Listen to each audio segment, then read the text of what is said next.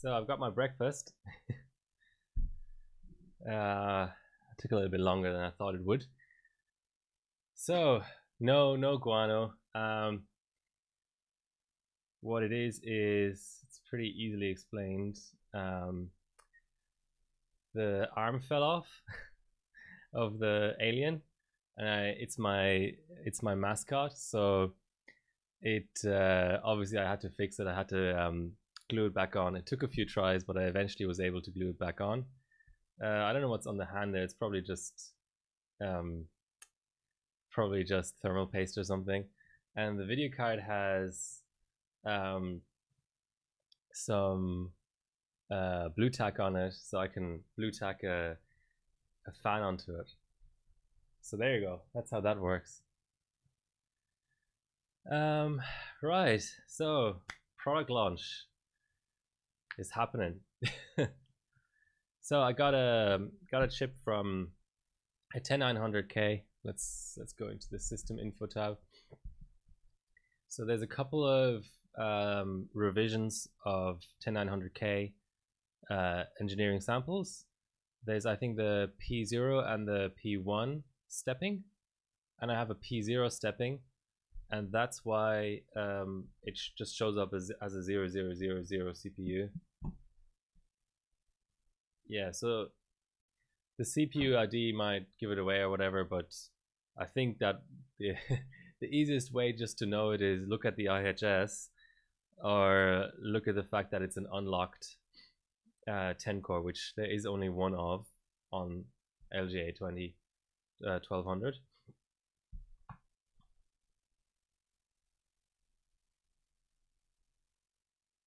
Yeah, exactly. That's the point. P0 is not named. It just comes up as genuine Intel 000, and P1 will come up as a 10900K. So that's the difference in terms of what they show up as in CPU-Z. But according to Alan, aka Splave, P0s have better IMCs. So I'm kind of glad that Intel Australia New Zealand gave me a P0 in that sense. But there's I have a few things working against me today. And that's the fact that currently I only have a Designaire Vision D gigabyte board. I think, of course, the rig details aren't correct either. Let me just put out some announcements, stream announcements. What do you think of my postcode cam? I'm using a macro lens. Looks kind of nice, I think. Although you can barely make out that it's A6. It's a little bit overexposed, but I'm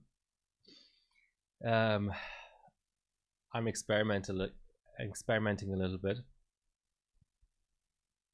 Okay, so Comet Lake is the title of the stream, which actually is right for once. Okay, how's everyone doing? Any of you? Oh, Truthman streamed recently. That's interesting.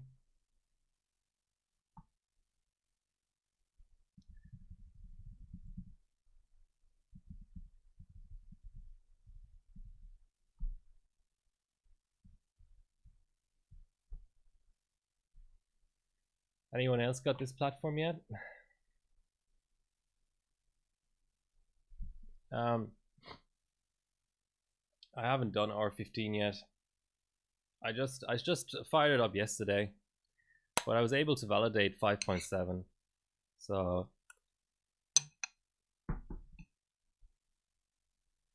as interested as I am in the 10 core stuff, I already have a 7900X, so I'm not too pushed to do 10 core globals. I'm more interested in the IMC stuff. So max memory frequency, 32M, 1M, pi fast, max valid.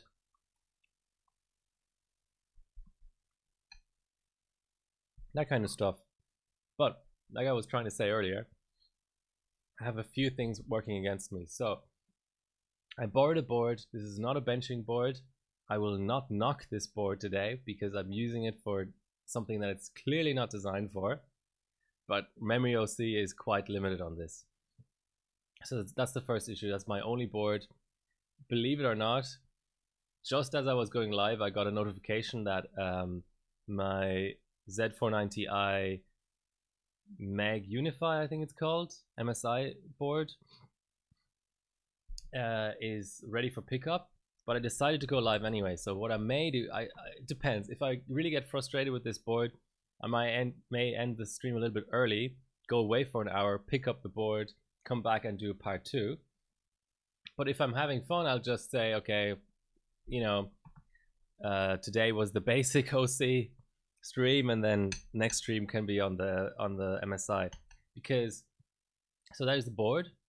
The second thing working against me, yeah, the ITX version though. There's a couple of Unify boards. There's an ATX and an ITX. Take you with me. Okay, I suppose.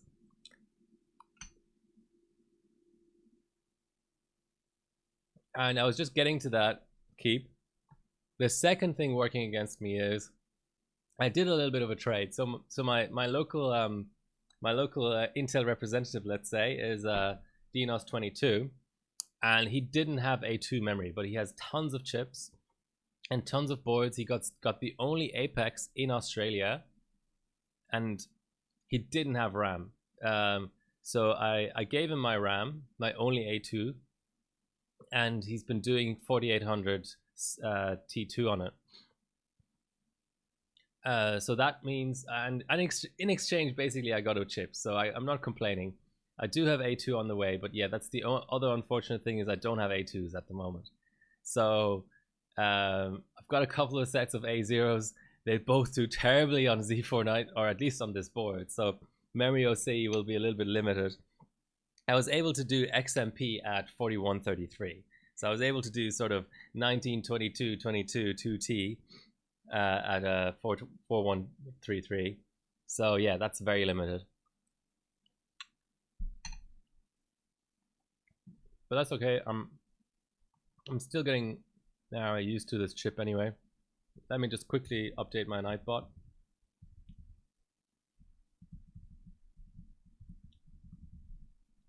So what's the board called? It's called Z490 Vision D. Yeah,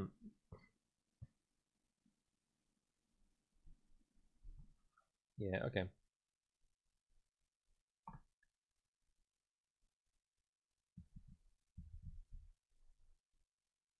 So that's better. Yeah, so let me just quickly go to that if I can. I'm not logged in. Damn it. Can I maybe directly link to it? Let's see. Sorry, I'm just trying to find the post.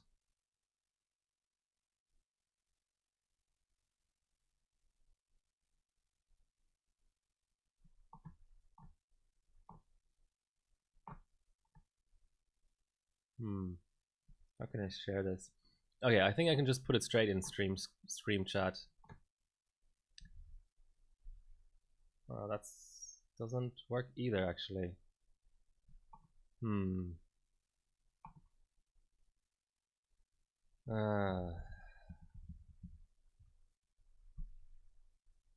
Sorry. Something was shared to me on WhatsApp, and I'm trying to find a way to show it to you on stream. As I'm looking for my phone. The other option is if I can somehow directly link the Facebook post, actually. Technology, it's hard. It's very hard.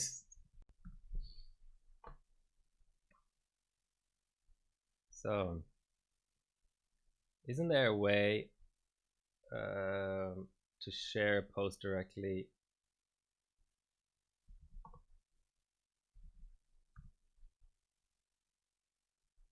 Okay, I need to log in. So how do I log in? I don't know my Facebook password. These people have much too high expectations of me.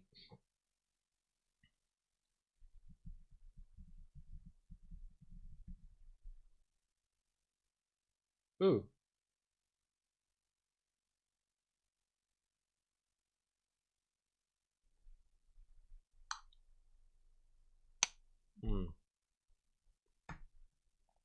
All right then, send me a code.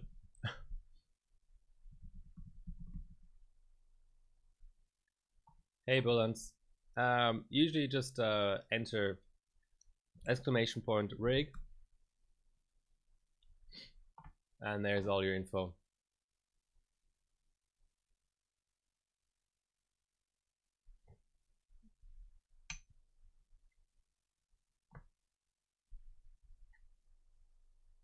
But I'm buying an MSI ITX board. This is just one that I borrowed. All right, I think I'm getting places here.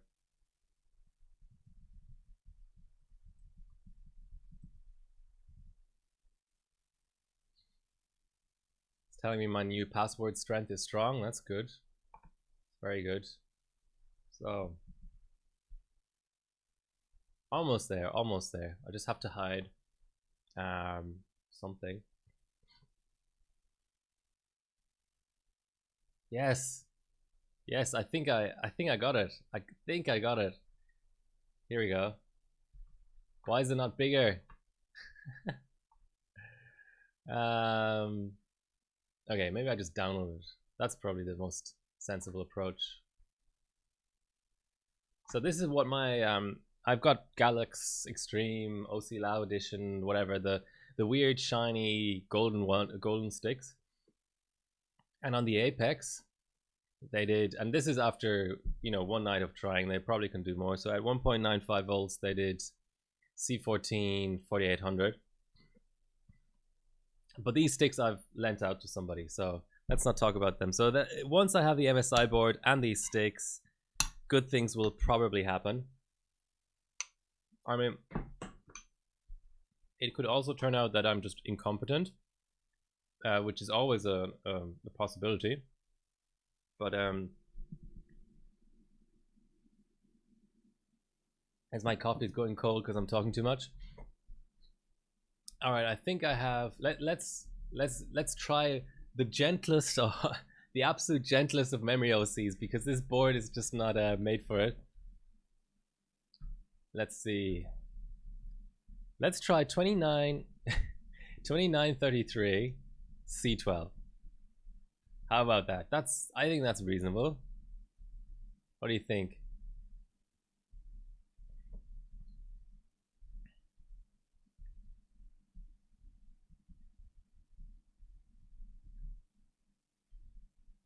But like I said, the so this is new on Gigabyte actually. I don't know any boards that I've used on Gigabyte that actually show you the changes that you're making when you're hitting F10.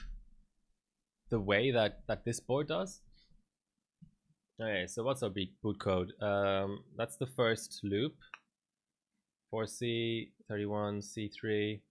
It's not happy. It's just not happy actually.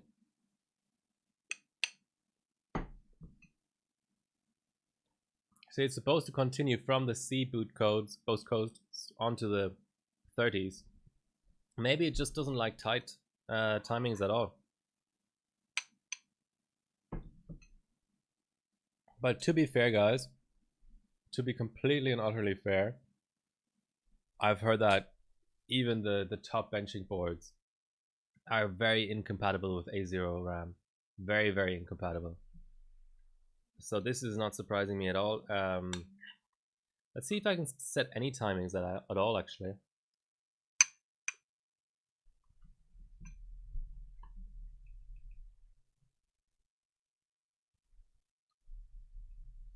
Which is kind of ridiculous, guys. You know, that's think about it, okay? I don't know if it's a board thing or an IMC thing, but just think about the fact of how long DDR3 worked okay. You know, how long PSC was compatible with lots of different IMCs and stuff.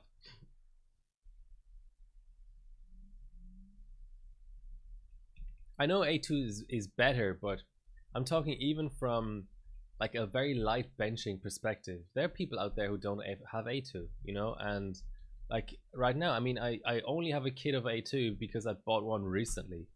So I'm not sure how I feel about this, and I can't lay the blame on anyone in particular because I don't know if it's a board thing that all the board manufacturers basically conspire together to just all say, you know, fuck it, we're getting rid of A0 support. It's too hard to support it at the same time as A2, or whether it's an IMC thing.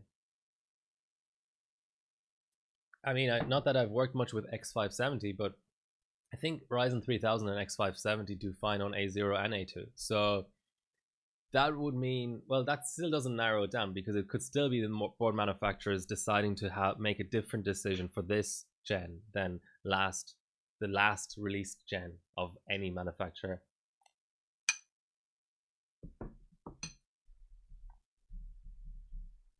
Okay, so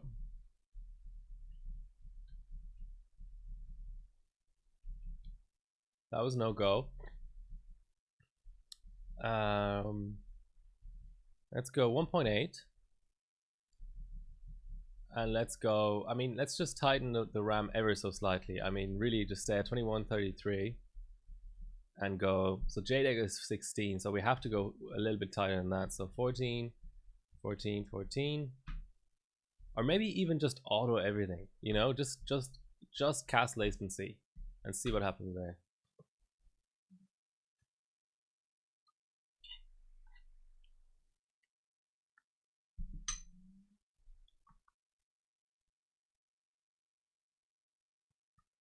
I mean, just to put it into perspective, okay, that is going to post. So when it goes into the 30s and 40s,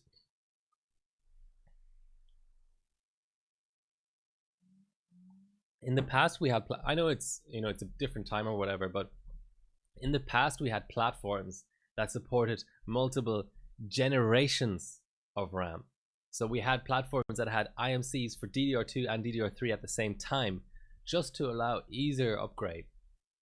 And now they won't even bloody, you know, support different PCB revisions of the same memory IC. Which, to be fair, I mean, again, I'm trying to be fair here. That may be more difficult than supporting different ICs, because when you have different ICs, it's much easier. I don't know how they do it, but this is just pure speculation. When you have different ICs, it's much easier for the motherboard to auto detect what IC is in the DIMM slot, and therefore apply like a different auto profile. Whereas when you have the same IC with different PCB revisions, how would you really know, if you were the motherboard, what PCB revision you've got, you know, in the slot? Okay, so that seemed to work. That's good news. Let's actually go to 1.9. Let's not horse around here. But it's disappointing. I mean, it's also sort of a reflection of the fact that Samsung is so dominant. They can afford to just make a new PCB revision, and everyone has to, you know, from one day to the next support it because all the other ICs are so uncompetitive.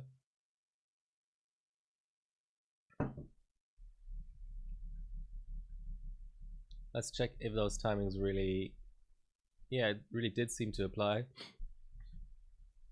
Maybe 1T is the big issue then. Let's do a few other timings, you know, just a hair more.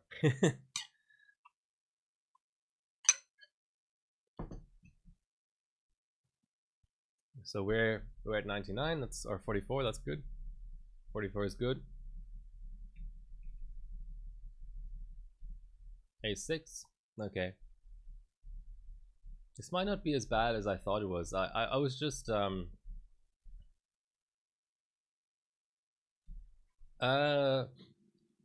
ooh.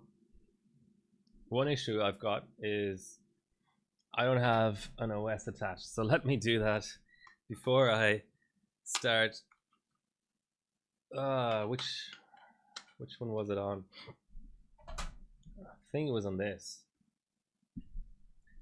By the way, people keep on saying this is incredible that I still have a working Vertex SSD, but it does work. I've thrown out some of the benching OSs. I think all the restoring of OSs actually puts more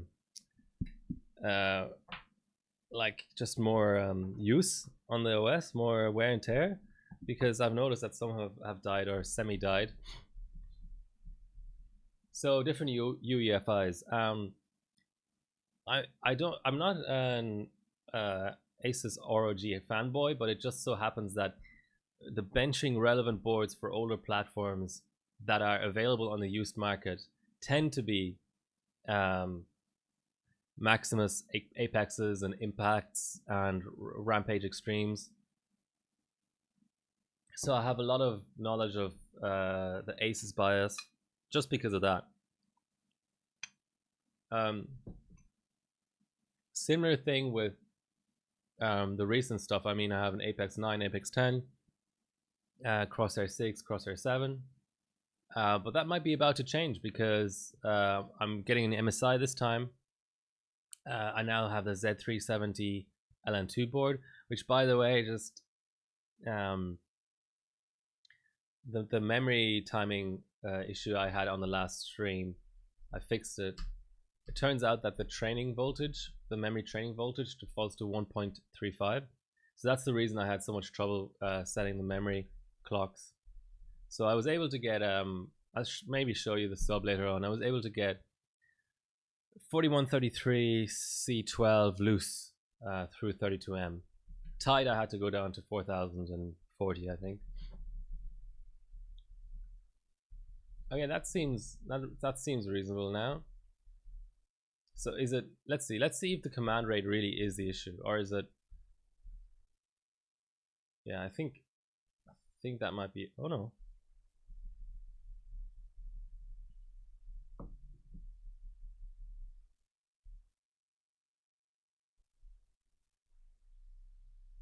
Interesting. Okay, let's save this. Maybe there's just like a two-step training thing that goes on. Let's call these 32M train.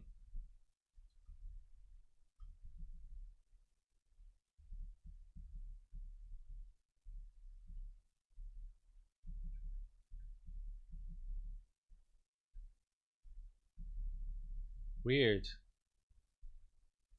Can't say I fully understand what's going on here, but let's just try one multiplier higher.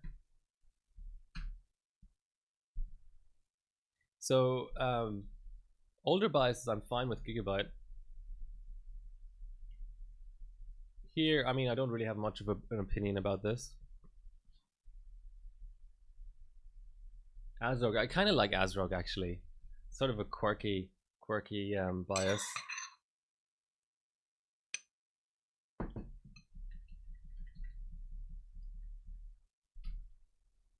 So who here is a fan of porridge? It's a cold, rainy winter day here.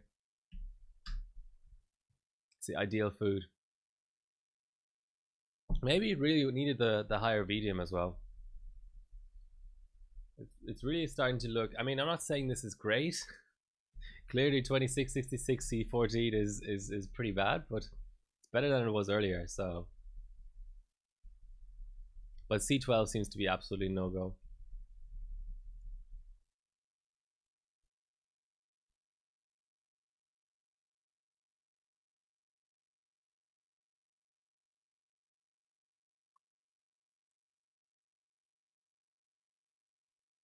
And this is where it starts to take quite long to train, which is insane to think about.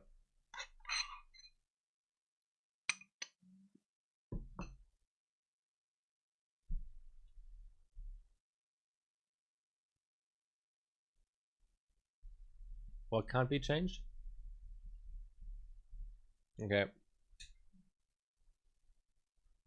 Got my trusty little CMOS button here. Clear CMOS.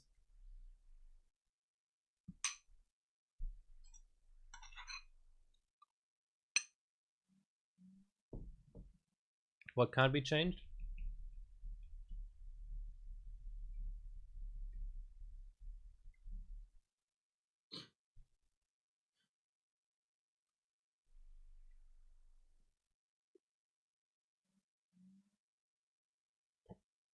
Okay, I think I'll just have to stick with auto timings.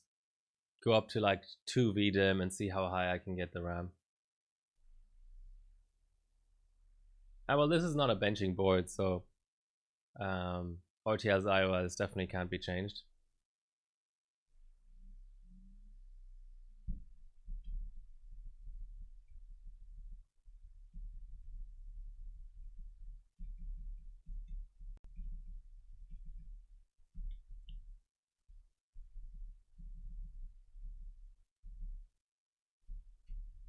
Yeah, I think I'll just go back to auto timings. I really don't care that much.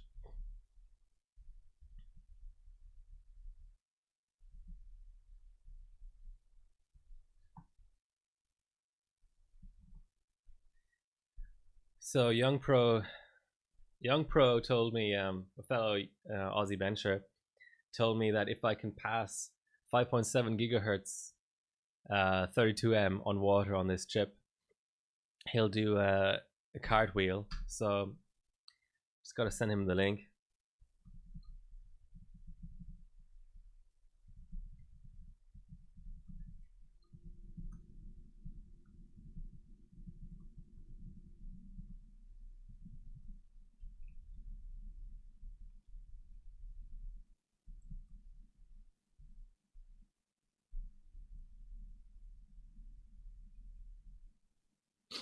All right.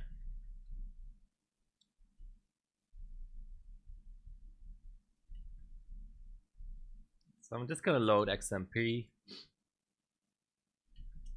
Need a bit more vCore than that.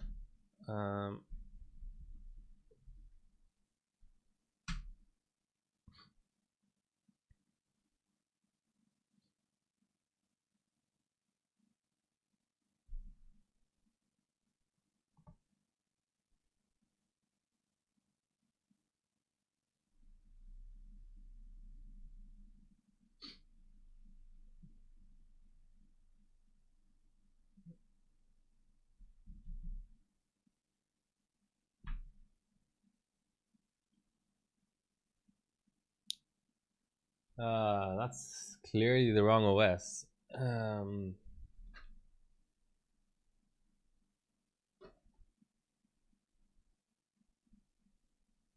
right. I think it might be somewhere else. Just gonna get it.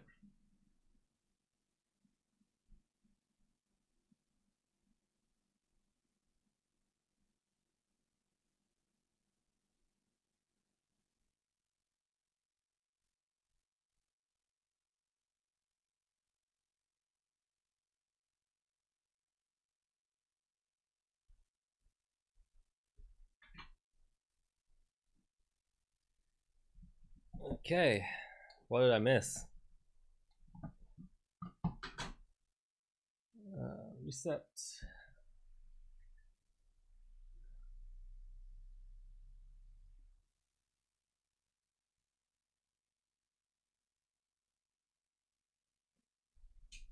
The other thing with this is somehow the reset button doesn't. There's something odd going on here, because anytime I press the reset button, it does appear to reset, but the postcode display just blanks. So I then don't really know whether it's cleanly reset or it's just stuck in some sort of a weird boot loop again. So for those who are getting this platform soon or whatever, just to note that I had a really clean 1909 Windows 10 and it wouldn't post. It wouldn't boot on this motherboard. I don't know what they changed between 1151 and 1200, but I've heard mixed. No, don't. XTU, please don't start at the beginning. I don't know what they changed. I've heard mixed reports about. I hate Windows 10. Old images booting straight up.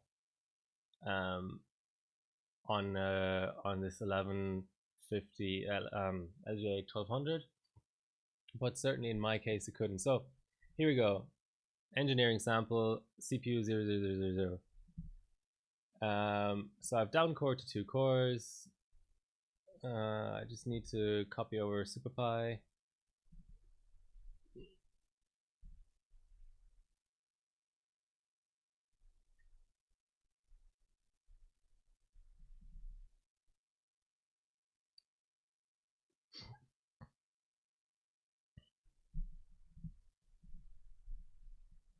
I mean, I really couldn't get it to boot. I tried everything, so I just made a clean 1909. Talking about Windows 10 versions, my laptop, I've gone to 2004. I didn't know that was out. It has a interesting gray light theme now. I kind of like it. As much as you can like Windows 10, obviously Windows 7 is the best daily OS of all time, and Windows XP is the best benching OS of all time. And anybody who says anything else clearly doesn't know what they're talking about. But yes, in those situations where you have to use these inferior OSs, I like Windows 10 2004.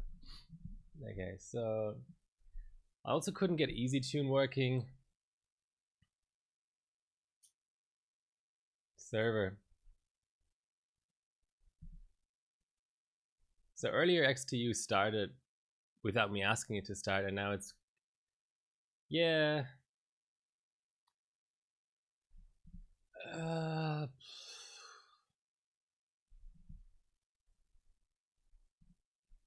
Let's do it like this.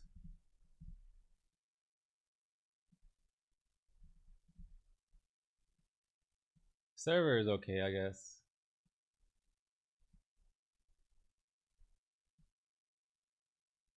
Yeah, let's start off with 5.6. Fuck off, XTU.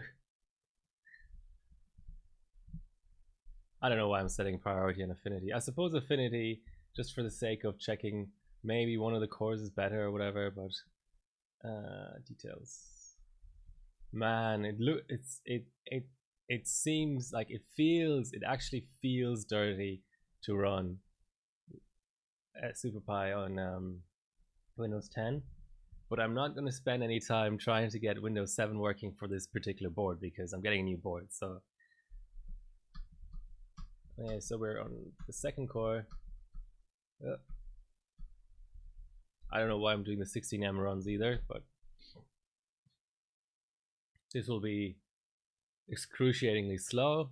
But all right, so while that's running, so that's 5.6. Remember, I'm getting a cartwheel, a video of a cartwheel if I can get 5.7 running. Ah, damn it.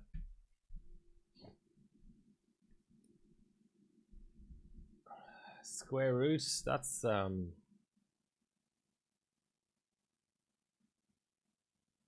yeah, there's a command line which I use, but I just, like I said, I had to build this new OS from scratch yesterday, so well, nobody ever said it had to be 5.7 cache either, so let's downcore the cache like crazy.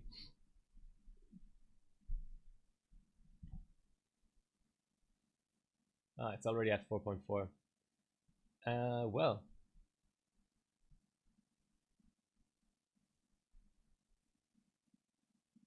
all right. Let's do some sort of a process of elimination thing here by going to 5.5 first to see if it really is the core, which I kind of doubt, but I don't know. It's a new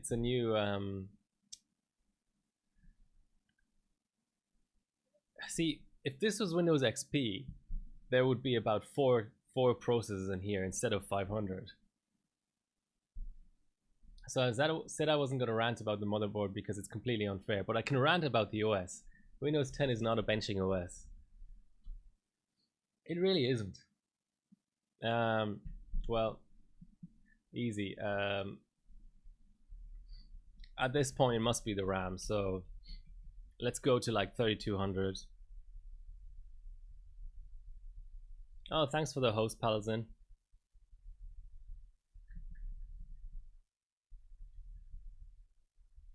No, I mean, keep. I know that by now in 2020, it is true that Windows 10 scores better for certain benches. But what I'm saying is, from a usability perspective and from a satisfaction perspective, Windows 10 is an awful benching OS. I know, you know, Geekbench on certain platforms scores better. Even Cinebench, certain Cinebenches score better on Windows 10 by now. But I really wish they didn't. That's what I'm trying to say. It's utter trash. I mean, every time, like, I actually like 3Max Time Spy, but I hate the fact that it has to run on Windows 10. And I hate the fact that 3D drivers by now for Firestrike and stuff are kind of a little bit on the side of being optimized for Windows 10 now. I wish that weren't the case. I think 3D, XP, and Windows 7 should be the only OSs really. I mean, 8.1 has the overclock survived through reboots. Odd. It's just odd. Like, even just the fact that I can't change the because this OS isn't activated or whatever, the fact that I can't change the desktop resolution, that's complete and utter bullshit. I mean, who in their right mind, if they really think I'm a pirate, just lock me out of the entire OS. Why troll you by going, well, we still want you as a like customer, we want to hook you on this OS, but we'll just take features away from you just to be completely mean.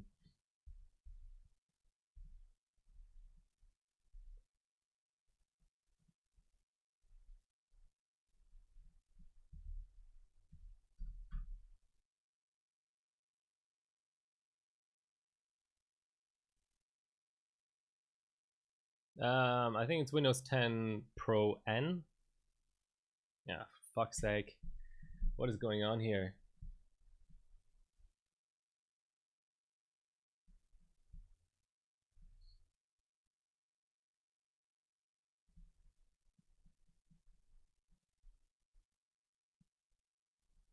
Well, time for the litmus test of just running 5 gigahertz. Keep, have you had any success just booting up an existing Windows 7? I'd be tempted.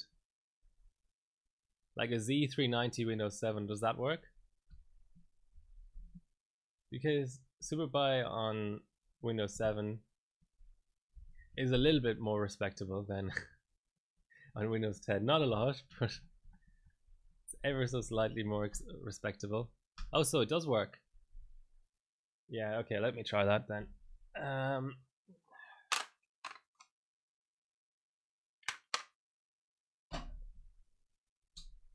Hopefully the USB drivers and stuff. Yeah, that's the thing.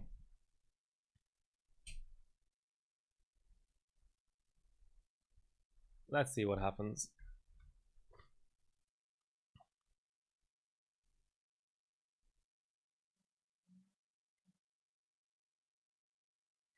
Yeah, this OS will have preloaded Z370 USB drivers in it. But what's the worst that can happen?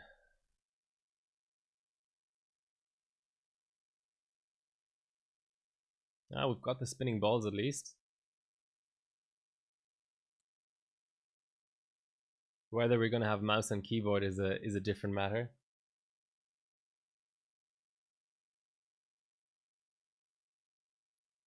Let's give it a minute. Should have max mem set, but that shouldn't be a concern really.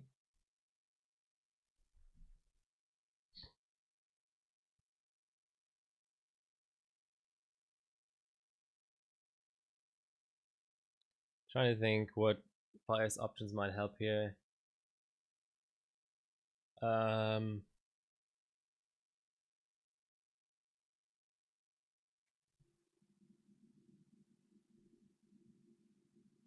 See, now I pressed the reset button and it actually came back cleanly.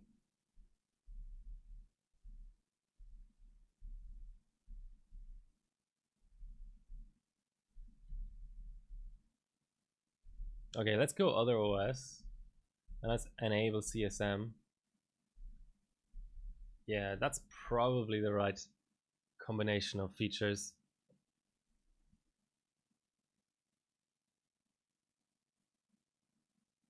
I mean, if it were to work, it should work with this combination, but I'm not saying it will work.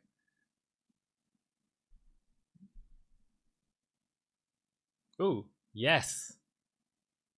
Now, do we have a mouse? Not yet, but maybe it'll auto detect.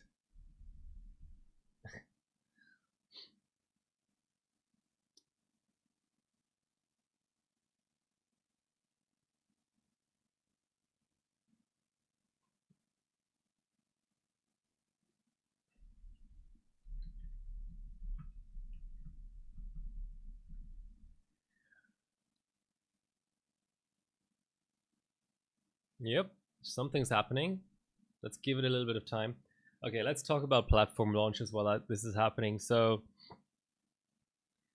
um, the first platform launch I kind of participated in some way was the original Ryzen launch. I hadn't owned a desktop PC in like 15 years before that. Okay, well, that was a quick fail. All I can do is hit the reset button. Let's see what happens. So original Ryzen, I bought an Asus Prime B350 board, MATX, a Ryzen 5 1600 non-X, and I think a GTX 1070. And I overclocked that on water, and I was amazed to get the gold cup at 4.25 gigahertz or something. So that's what got me into benching. I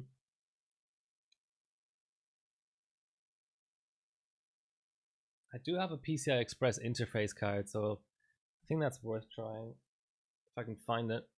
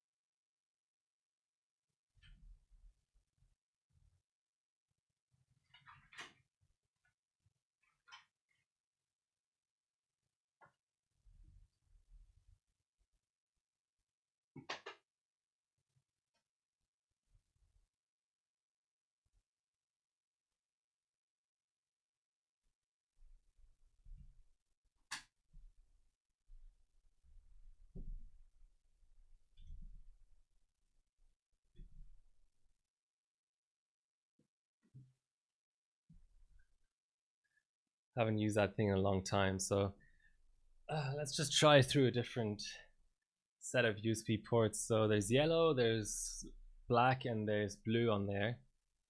I think the blue come from the chipset. That might work.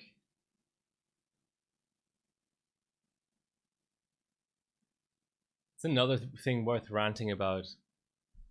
Why aren't there PS2 ports on boards anymore? So much better.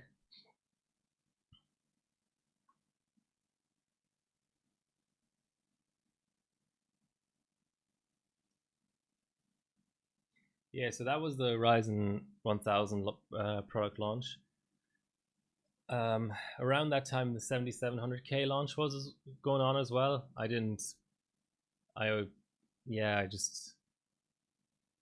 Intel didn't seem very attractive at that point in time. Ryzen 2000, I had a bench session with Jordan, Bilko and myself, and we took the GPU Pi 8-core record at the time.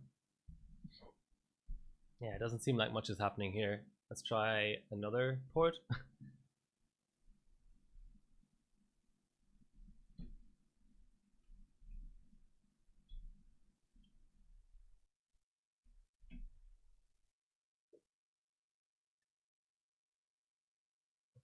$8,700K launch and $9,900K launch. I wasn't really. It's just this stuff is just so expensive when it comes out. Ryzen 3000 launch, I was hoping to get a chip, but I don't know. From a benching perspective, it just never lived up to the hype, really.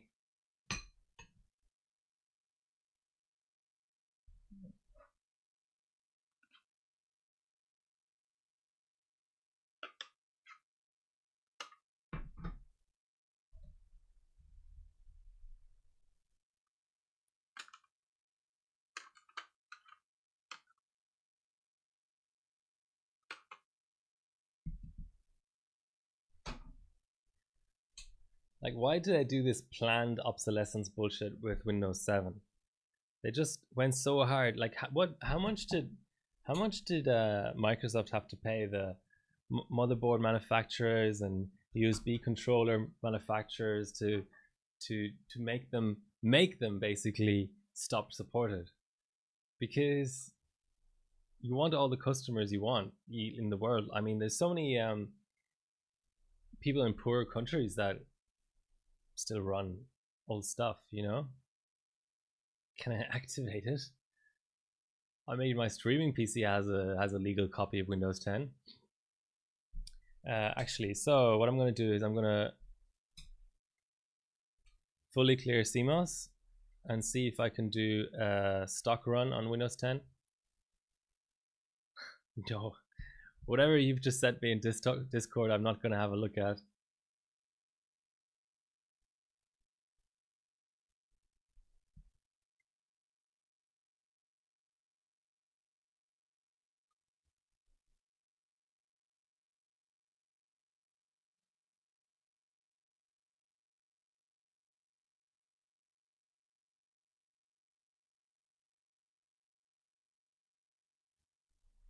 So yeah, this is basically the first launch where I'm lucky enough to get an ES chip. I didn't know Twitch supported so many little emoticons. So let's go fully stock. Maybe, you know what, core deactivating cores could be a factor, and maybe affinity as well. Maybe I just need to stop setting affinity and priority. So we should be back to full cores.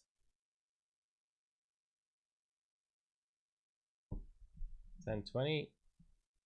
Yeah, and let's see if we can get 1 or 2 loops out.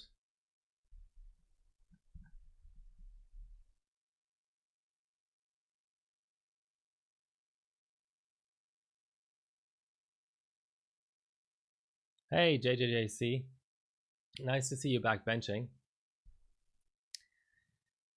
JJJC is an old school, well, probably not that old school, Australian bencher who's retired for a few years. I think it's fair to say. I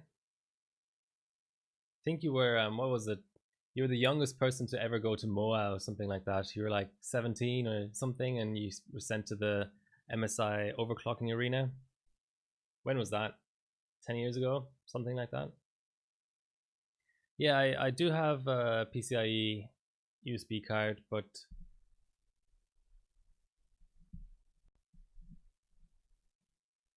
I just don't know where it is. My bench room is a mess at the moment. So let's take this in steps. Let's do fully stock. So fully stock works. Now let's try fully stock with just hyperthreading off.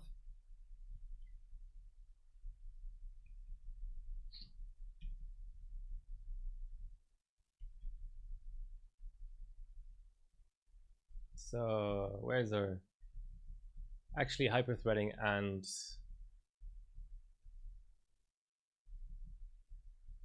speed shift and all that jazz?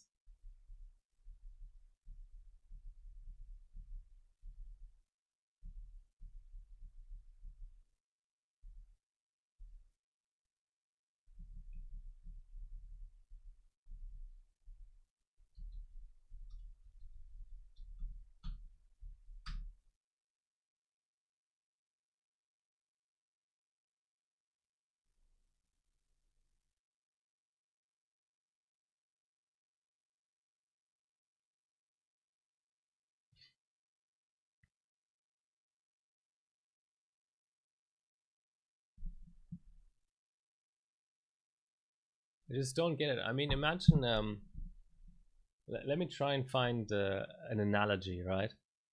Imagine cars only supported one tire manufacturer, you know, that sort of thing. I don't get it. Why this restriction to just one OS? It's not like they provide Linux and Mac OS drivers. You know, they can't claim, well, we support one of each manufacturer of OS. No, they only support one OS manufacturer and one OS from that one OS manufacturer. And you know, these are not cheap things, you know, cheap boards. Okay, so now shows you how little I know about SuperPi on Windows 10. Let's try Core Affinity.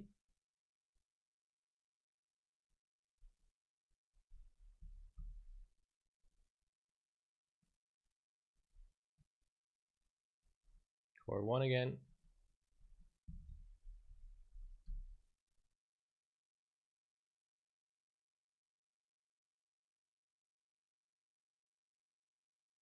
All right.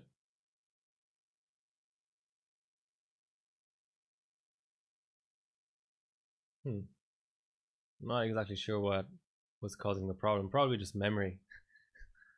As loose as the memory was, it still wasn't loose enough.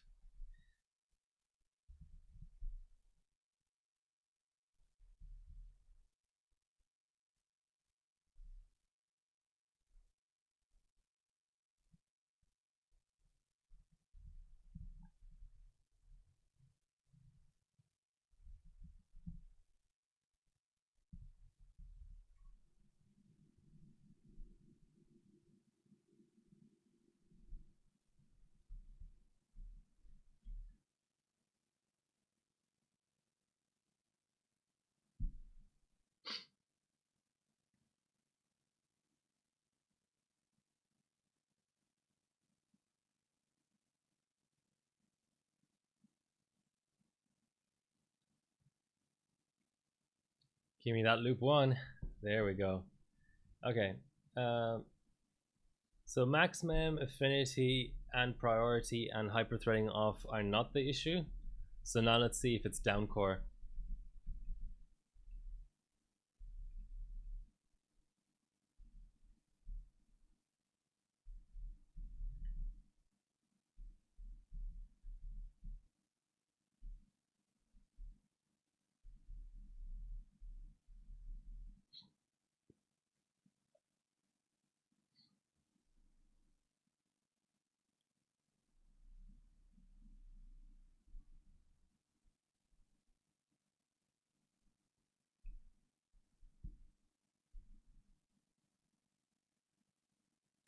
GTL. um,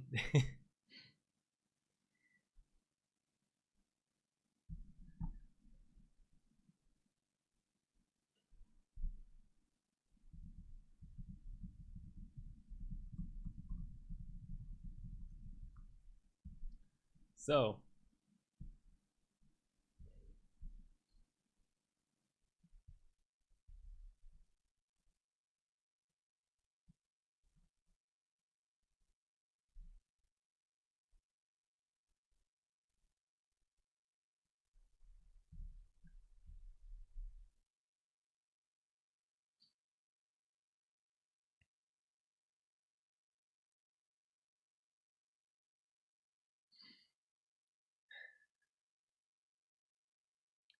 come on, loop 1.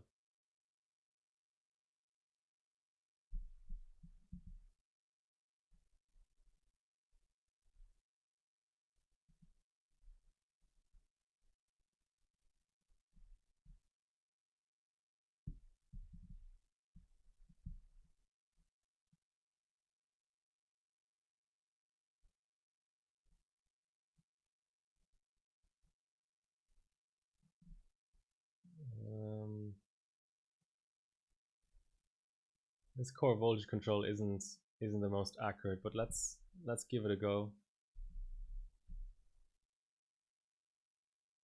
We'll just have to watch the temps.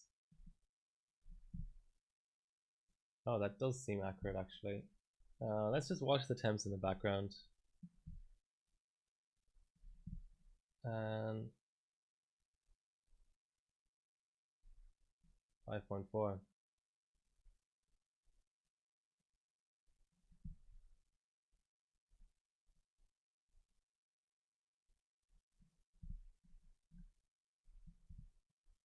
All we need to see really is current, so let's put that to the side. Oop. Don't know how I managed to close that. SuperPi.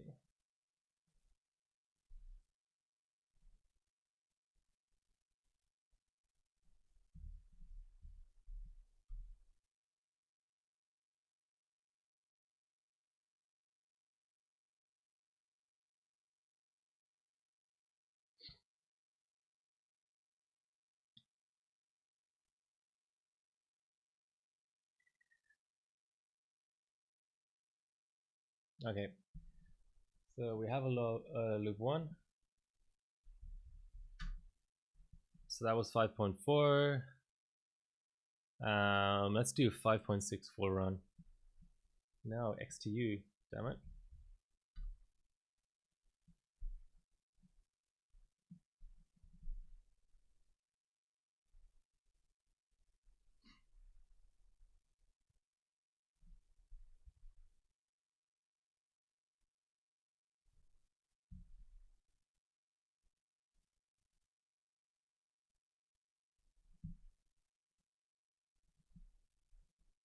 This is just so alien to me. It's really weird. Okay, 5.6 is applied.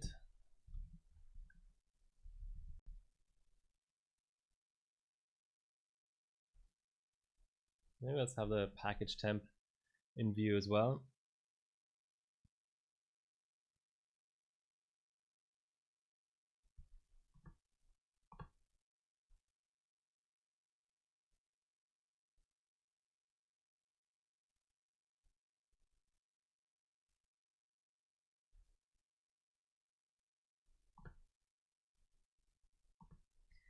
Let's get that to finish. Let's have a look.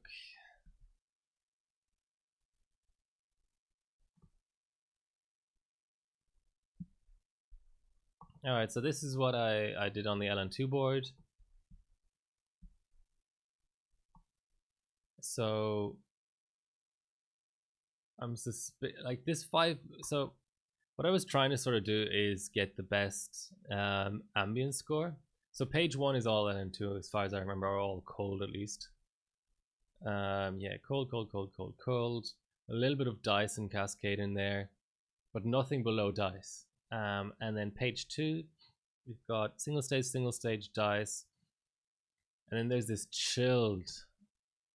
Let me have a look. And the user is banned or something, or has left hardware bot. So chiller around the same as mine. It's on a maximum of 10, but it must be just pumping volts. So let's have a look. Yeah, 1.7. I mean, even allowing for LLC and all that kind of jazz, 1.7 is just, I don't know, man. I mean, I don't really consider this an ambient run. This is just like a suicide run. Now, I'm not saying that it kills the chip, but this is just something I wouldn't do. And there's a lot of benching related things I would do that a lot of people wouldn't do. So, and it's also a user that's not on a hardware bot anymore, which makes me a little bit suspicious. So let's just discount this one. Then we've got a couple of single stage runs. And then I'm like 100 and, what is it? Like 200, yeah, like 100 milliseconds behind this broken Apex person. So that is something that I would like to beat. Now my IO latencies were a little bit loose on that board, so I think I'm not really using the best single channel. Yeah, this looked like. I mean, I don't want to make it easy for myself, but this does look like a bugged run, to be honest. Cast latency is not showing. Single channel showing. How the hell? Seriously. So, and the other weird thing is it's subbed as a. Is it? No, it is subbed correctly. There was another thing, another run I was looking at that wasn't subbed as the right time, which is really weird. Okay, so let's have a look at my run. Let's do a little bit of self-critique here. The Waza wasn't great. It was really weird because I got a really efficient run at 3866 DRAM that I couldn't match the efficiency anymore afterwards, even after getting RTLs tight and stuff. So 4950 RTL ITL RTL channel AB is nice. That's okay. But then the 6.7 is a bit too loose. But I just couldn't get that to move in. By the way, I finally binned my A0, so I'll be set. If anyone wants a pretty average A0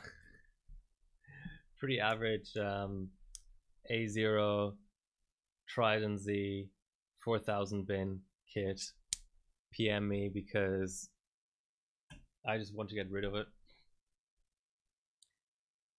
So I'll be just on the Galax, and I think the next time I get LN2, which might be this week, I'm gonna take the spreaders off the Galax so I can run it on chiller and stuff. Because there's more in this. I mean, there's clearly, I was able to run loose RTLs 2133. So I think maybe bringing the temps down like 5 degrees or something, I might be able to do, you know, tight 2133 on these sticks. The core is pretty max without going to stupid voltages. The cache, I was able to pass 5.6, but with the BCLK here, I can't go one more multiplier up. Yeah, so this run was alright. Maybe I'll run this cold. I don't know, it's, you know, I'm always a bit hesitant about running a chip on a new board cold. Certainly the Apex is really user friendly there. You just set a few voltages and then you don't even have a cold boot bug, whereas this board I think is a little bit more tricky in that area.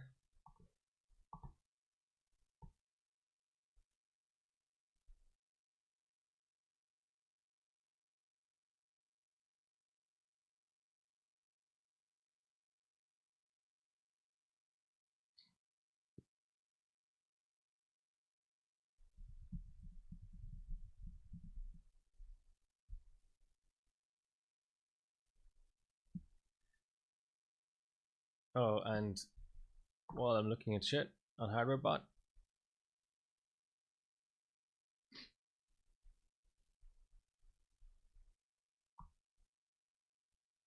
this is the validation I quickly ran up last night. So I think this was on real volts don't show. I think it was on 1.5 volts. 5.8 wasn't too far away from validating, but I just didn't want to blast volts on this chip before, you know, running it cold and stuff. So our run is done.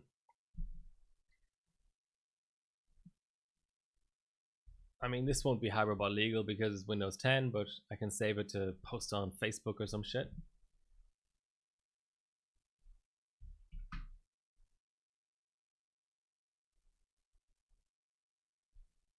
Yeah, nah, Fatboy not so slim. So I work in the travel industry, and obviously there's a little bit less to do currently.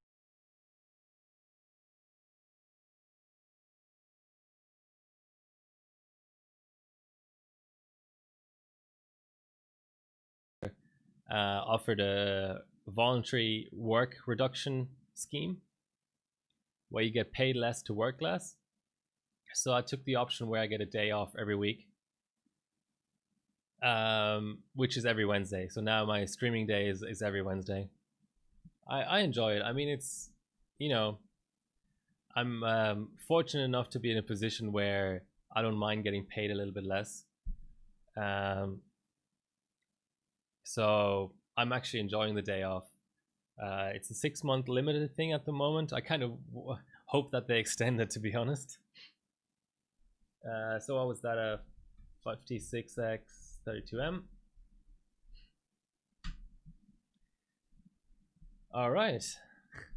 Only one multiplier away from a cartwheel.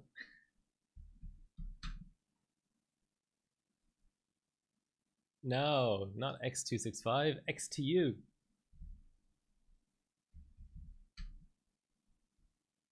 Ah, god damn it.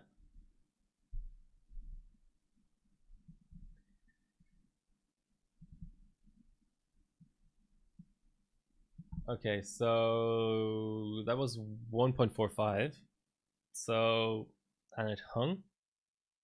So let's go 1.5. I think that's all right.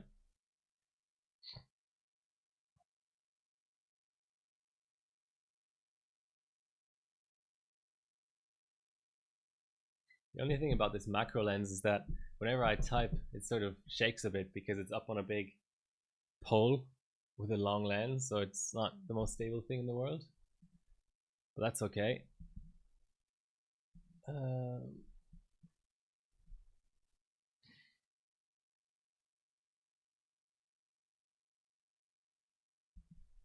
Yeah, I wouldn't. I mean, I work from home, but if I wasn't off today, I wouldn't dream of streaming. That would definitely not be. That would be uncalled for. Then again, my working hours are 8 a.m. to 4 p.m. So after work stream is always a possibility. So 1.5 volts now, and it doesn't hang. So we have 5.7 flat.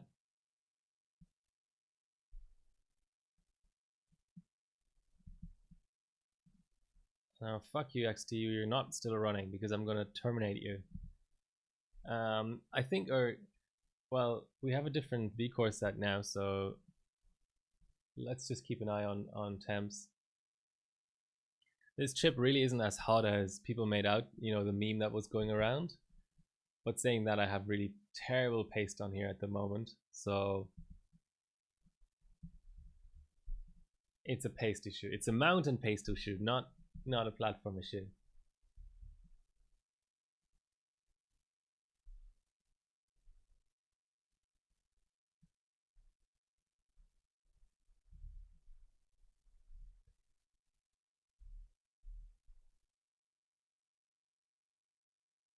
So 54 on the active core. That's reasonable. Yeah, that's a big issue. I mean, I don't want to get into this too much, but there's certainly a lot of people out there now that are being exploited by their employers because obviously it's a really bad labor market to be in at the moment. It's really hard to get a job for various reasons. So, and employers are struggling. I mean, some employers are struggling, others are just doing a little bit worse than they were before, but they make it out that they're struggling a lot. And because they can just all be put under the guise of Corona. And that is really not fair.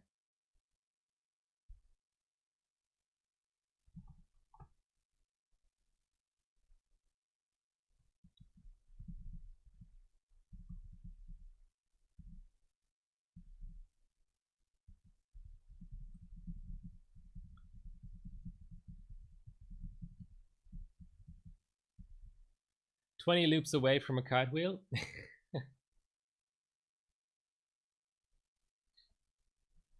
Well, look, the really big thermal improvement on Intel came with the soldered CPUs.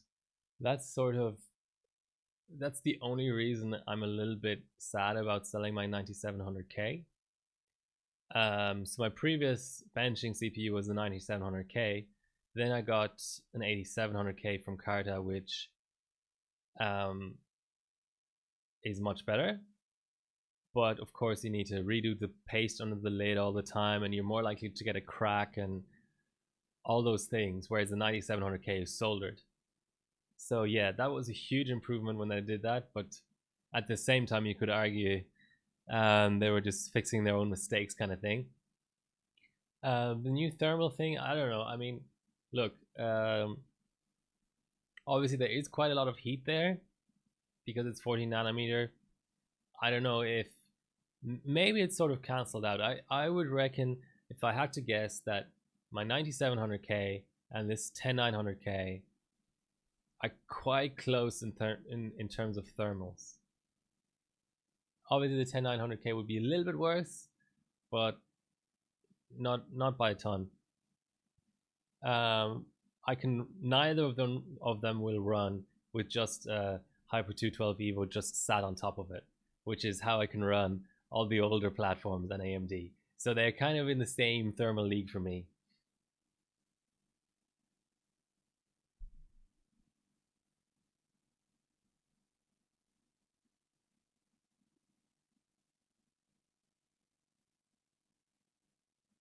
Has this crashed? Nope. Still getting loops.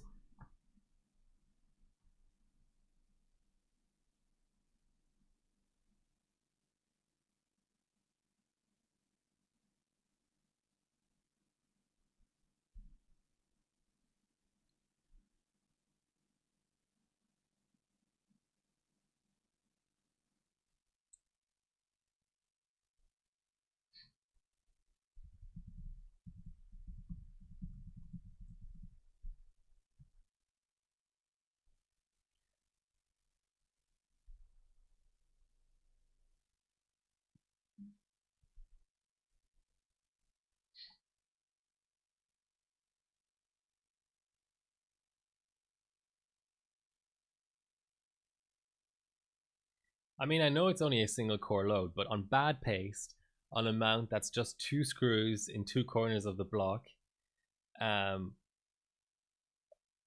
you know, on a chiller that's not very powerful at all. Actually, it's just set to 16 degrees, so that's just regular custom water cooling. At 1.5 vCore, and we're seeing 47 degrees, and 26 on the other core. That's adjacent to this core and also getting 1.5 vCore. That's, I really think that's not worth complaining about.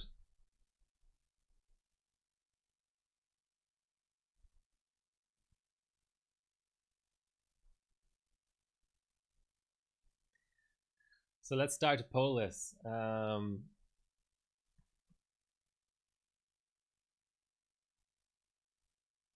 Let's see if I can actually do a poll. Jay, I can. All right, fair enough. Fair enough. Each to their own.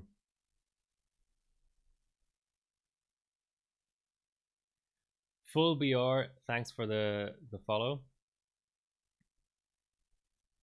Oops.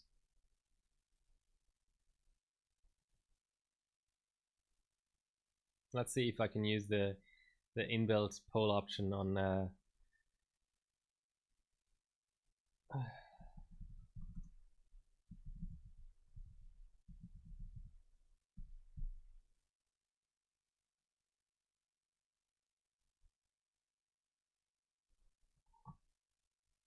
okay, Nightbot polls.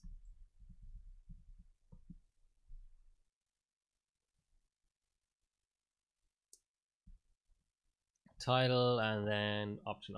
Okay, got it. Poll pickup Mobo.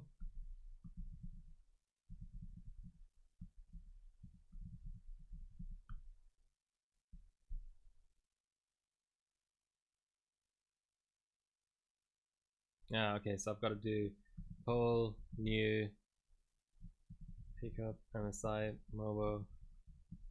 Yes. No.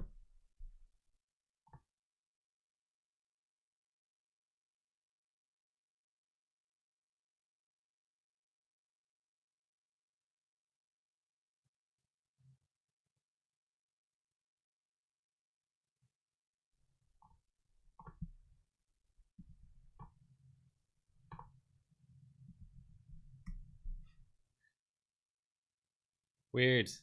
Okay, let's do it the old-fashioned way.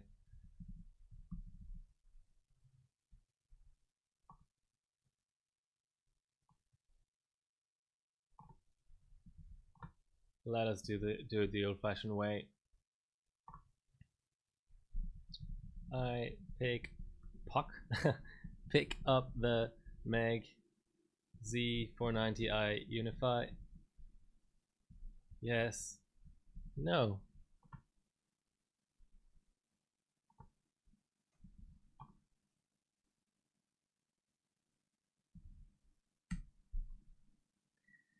There we go.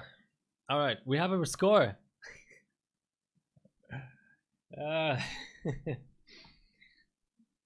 So it's cartwheel time. It is cartwheel time.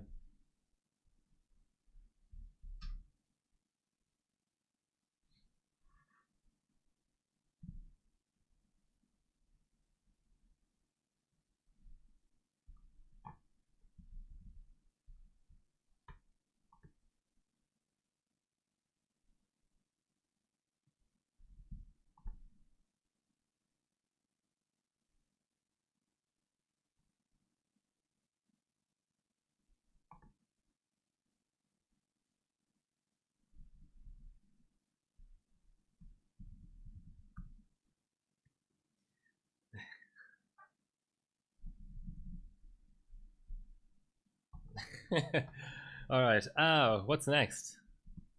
Didn't expect this to be so easy. Absolutely terrible RAM though. Oh, let's what I should do actually is check out the Encore. That is actually a valid test that I can easily do on a non-benching board like this. So yeah.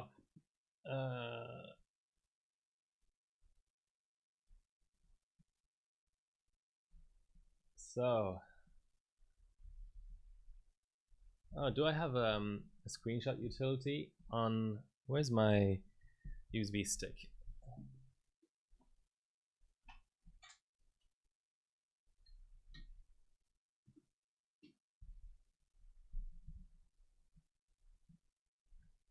Ooh, yes.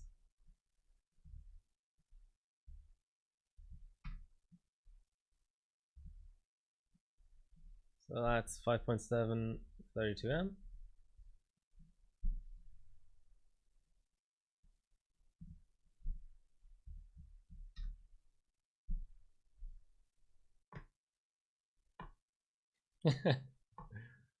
No, not X265. Damn it.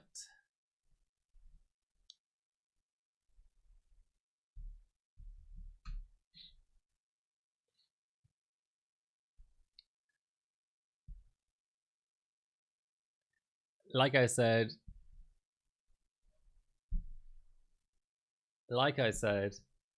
um, I just built this OS last night, so oop, don't know what went wrong there.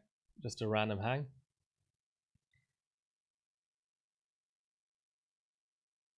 Lint pack.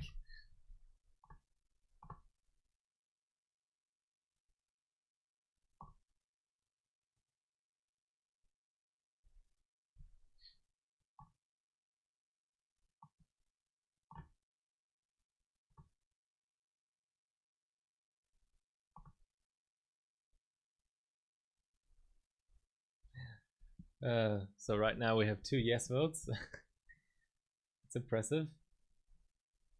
But let's let it run for a little bit longer. Need to check out where the Encore tops out here. Maybe I just let the XTU run in the background. Yeah, my existing Win 10s haven't been booting on this board for some reason, so I had to build a new 1909 last night.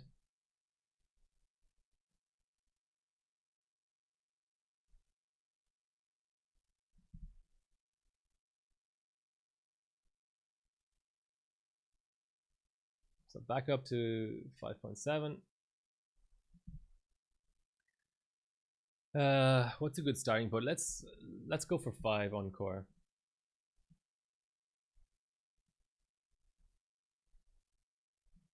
Interesting.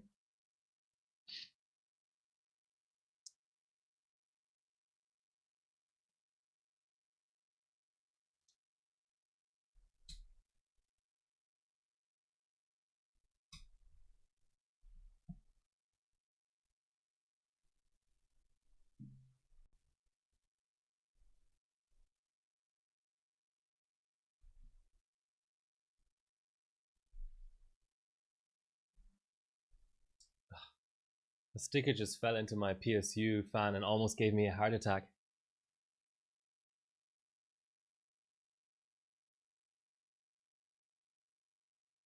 Skylake, I haven't done much messing with Skylake, to be honest.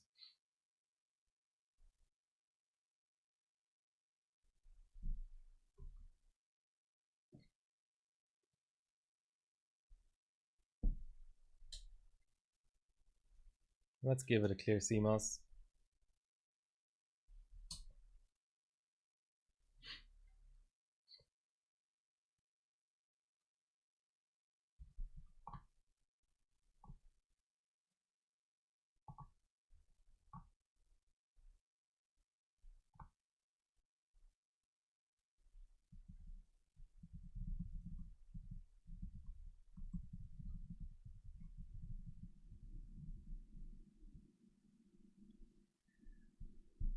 Let's clear CMOS and see if I can boot 5 cache. Might have to set the cache. Is the cache voltage linked on this platform? I can't remember.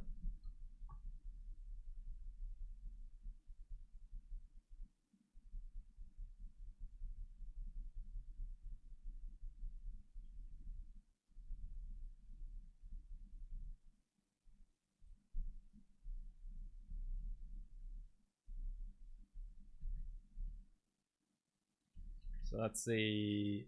Why does it keep on? I don't get it. Why does the profile keep on erasing my vCore?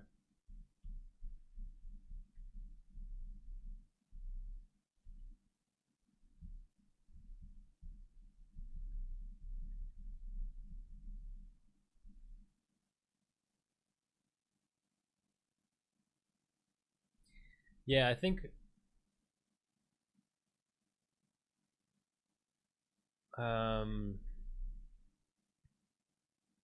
what I'll do is I'll go down to 56x just in case the core is on the limit of what it can do that it you know, it's completely screwed.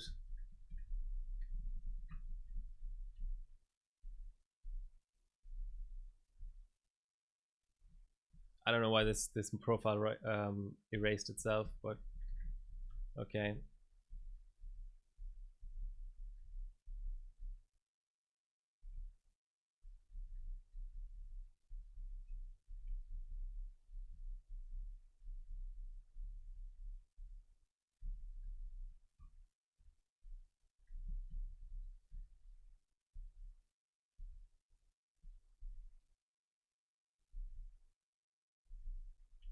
Where's our cache? Out here somewhere. Ring ratio 50-50,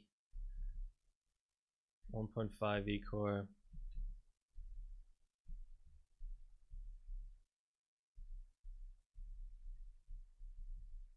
Why is all this crap still enabled?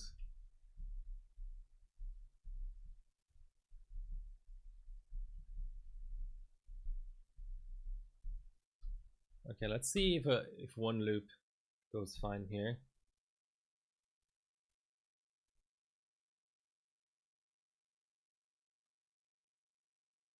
Hey Carter, how many different Smurf accounts do you have on Twitch? Of course I've been lame enough to give you VIP on all of them. That's the reason I'm out of VIP spots. I only get 30. But okay. Yeah, my board is Carter, my MSI board is ready for pickup. So I'm sort of a little bit conflicted at the moment because I've got a better board waiting for me at M-Wave. I just need to drive there. I got the notification it was ready for pickup literally the minute I was going live, so I thought I'd go live and like just find the limits of the chip, which this board is totally fine for. And then I'll rename it. Okay, that's cool. So memory OC is extremely screwed on A0 on this board, but I can do core and cache. So I just did 5.7 core. Now I'm probably going to do like 5.5 core or 5.6 core to make sure it doesn't hold back the cache, and see how high I can get the cache. So 52 seems like something that's reasonable.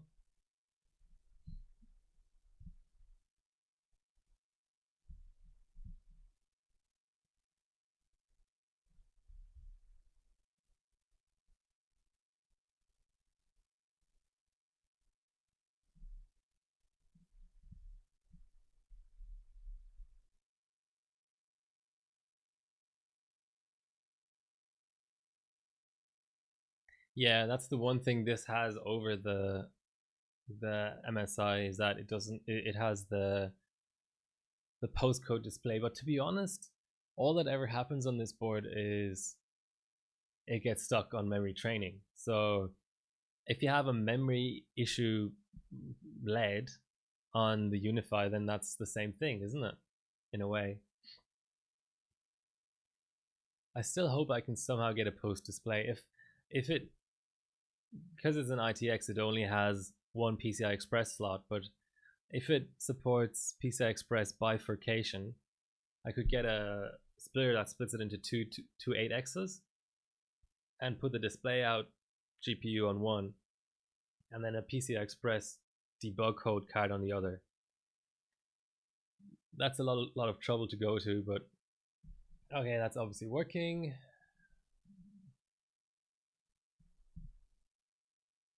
Let's go 54.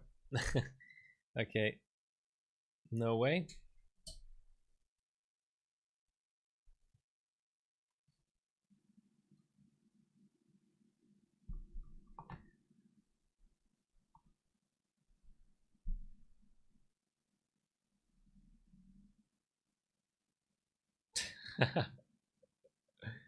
No, I don't want any points on my license.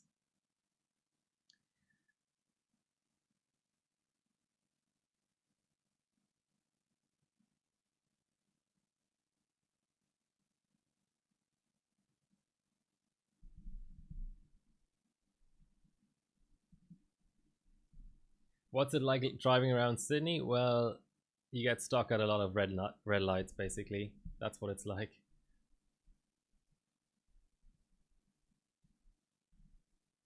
Come on, next to you.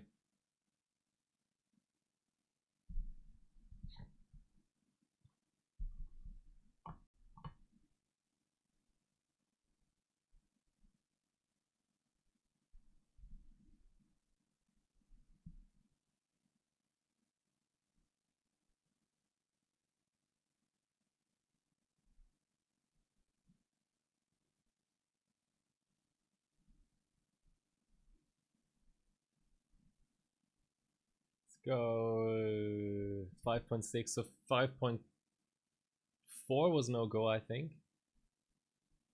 So let's go 5.3. I have a feeling 5.3 and 5.7 together won't work, but let's just try it. Yeah, okay. So obviously 5.7 is so on the edge, it affects other things. No BCLK on this board, but I can, so 5.4 cache is no go. 5.3 seems fine. So let's get a pass out at 5.6 and 5.3. It'll be interesting to see as well whether that's faster at than 5.7 with stock cache.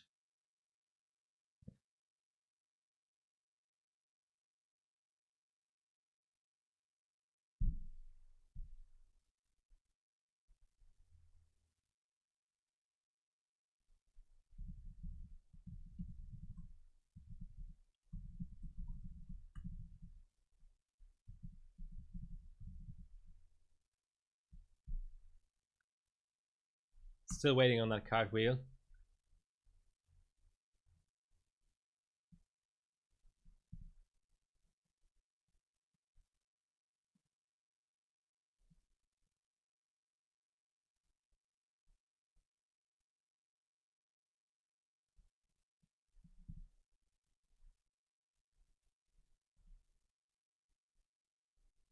So 5.6 and 5.3.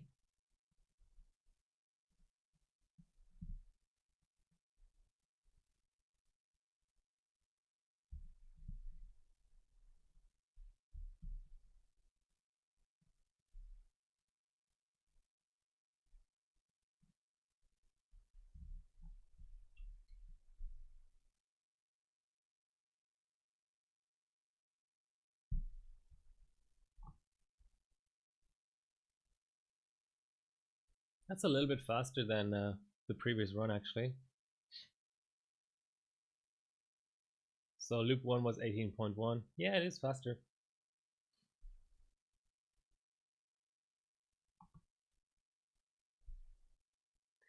Good luck with the PCI Express bifurcation. Yeah, it's not gonna be easy. Oh hey, while this run is going on, here's an interesting board for all of you.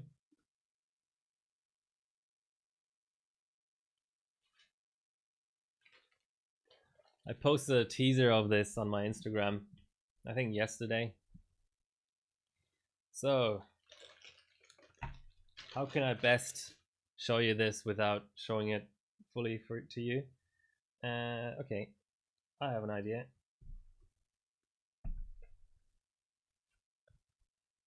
So here's a gigabyte board. It's got 2 DIMMs. What board is this?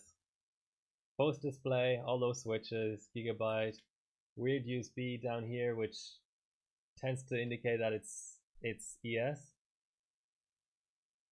Sock. What kind of sock? There were many socks. What the hell is a TOS? NDA. No.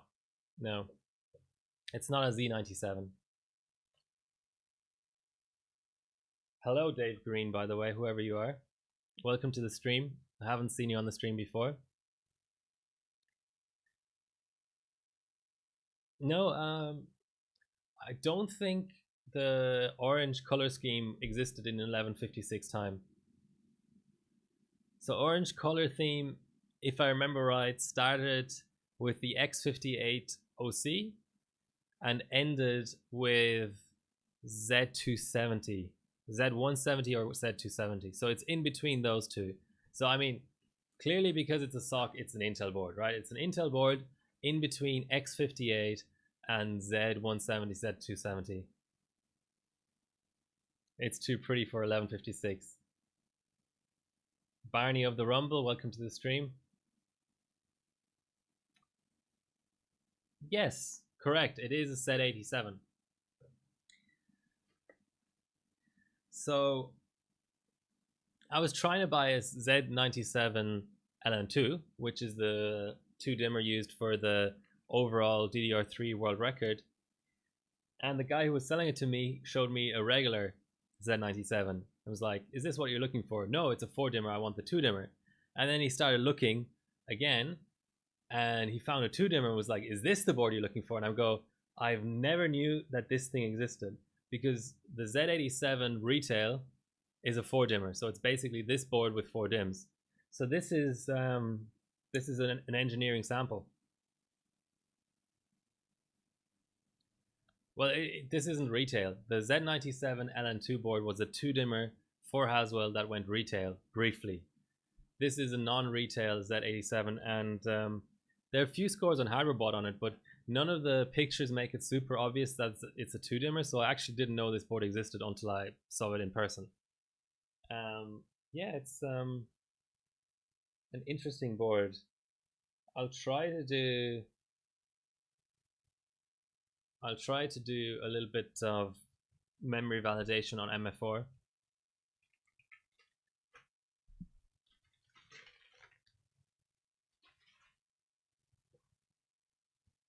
So let's just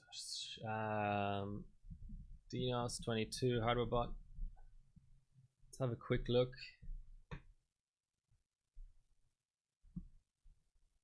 So memory validation.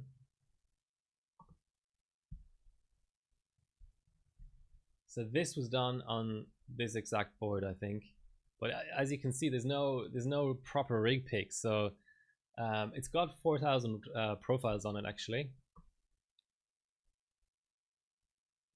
So if you look up this board, there is a retail version. I think the Force is just a slightly more expensive version of it. So basically, this is like the 4DIMM overview. This is whatever the 4DIMM retail version of this board. So Gigabyte must have at one point decided to just add more DIMM slots to make it easier to sell it. Because this is literally the same board, or it appears to be the same board, just with the black slots, DIMM slots taken out.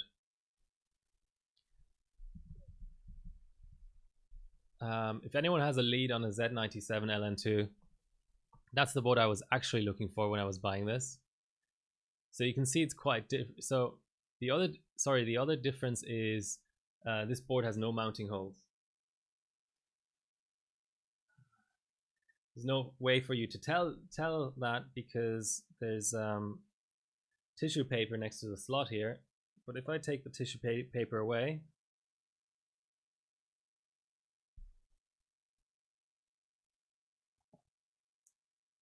well, you can kind of see that there's no mounting holes there. Maybe it's more obvious on the back. So this is the predecessor of the Z97 board because it basically has the same design as the Z97 board. So this is the Z97 board. Maybe they just straight up just did a chipset swap. Maybe they, when they couldn't get a retail version of the 87 board out, they just sort of put those plans into an archive somewhere and were like, let's come back to this. And then when Z97 came out, they probably just plonked this chipset onto this PCB to this design and were like, okay, we're actually releasing this. So basically my board looks very, very, very similar to this board, but it's a Z87. So essentially it's a mishmash between these two boards. Let's do a compare and contrast. Clearly some of the components and things have moved around though. Different postcode location. No, I actually, now that I look at it, the dip switches have moved around as well. There's quite a few things that have changed. There's quite a few of the Z97s around. I've almost bought one from the US before, but it's really only good for memory validation, and I already have the Z97 OC formula and the Z97 Impact 7. So those two boards together will do everything you ever dreamed of, basically, like cold PSC and stuff. Probably pretty good with memory validation as well. Okay, let's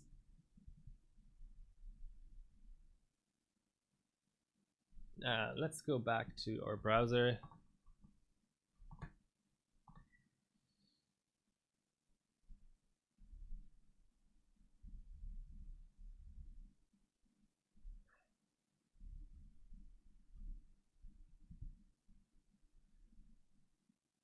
I do need to disable this for 1 second. How do I do that? Here, look at the postcode for a few seconds.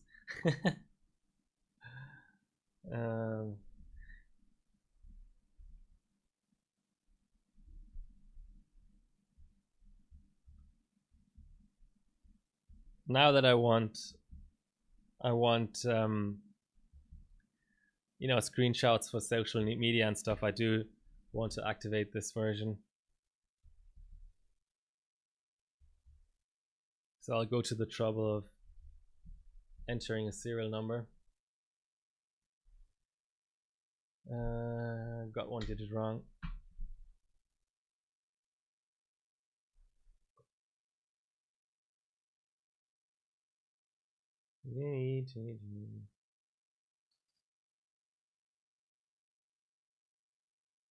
Okay, never mind, that doesn't work. All right.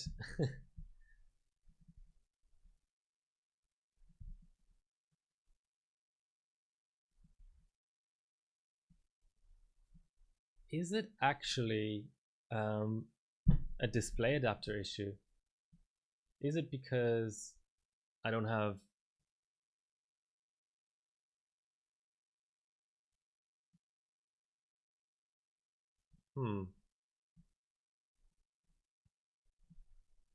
Let's try and install NVIDIA drivers actually.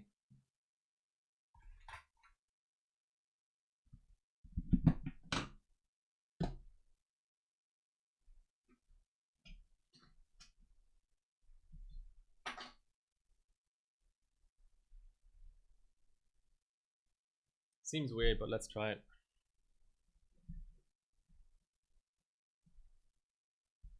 Just quickly. Right, this will do.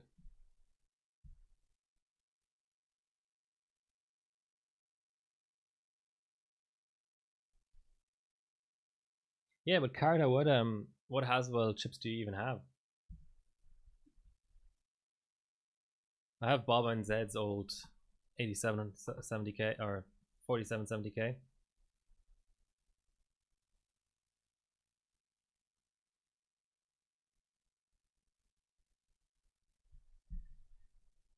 Yeah, so interesting board there. I have, while that's installing, I have some other stuff to share.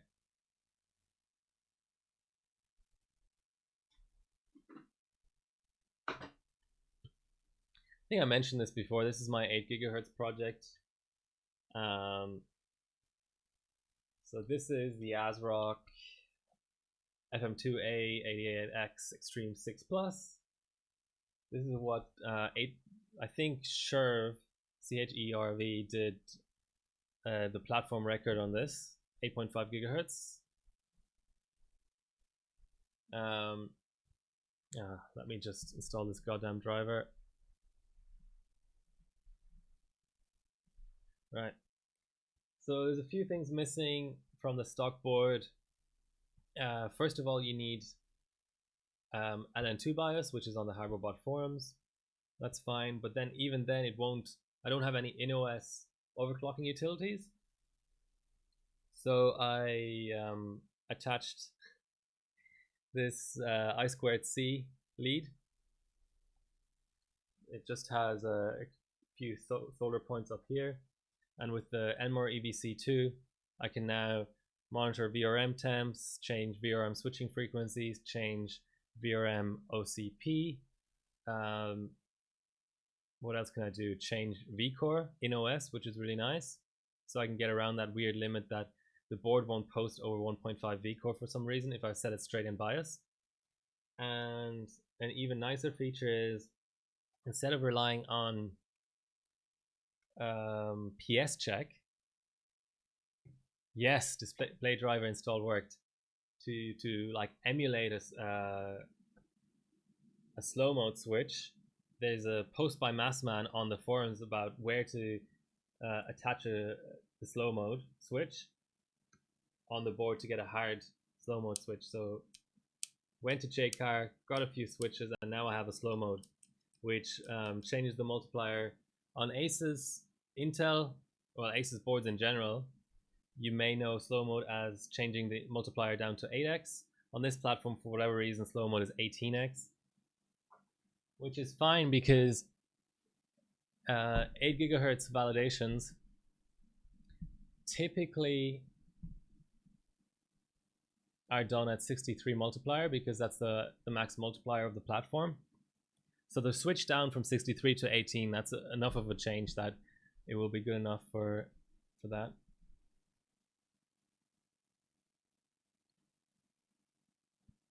Guys, what do you think? Should I bother to get a Benchmade Valid run?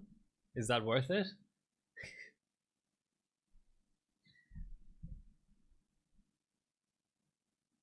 So let's just keep track of what we were doing here.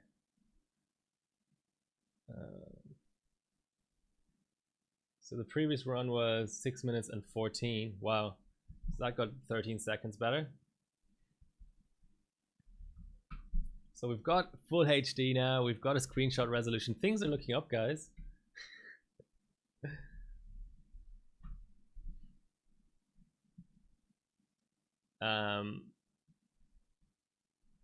Let's try a gentle memory OC. An ever so gentle memory OC. A very, very, very gentle memory OC. Not sure why it's hanging on 0.5, but okay.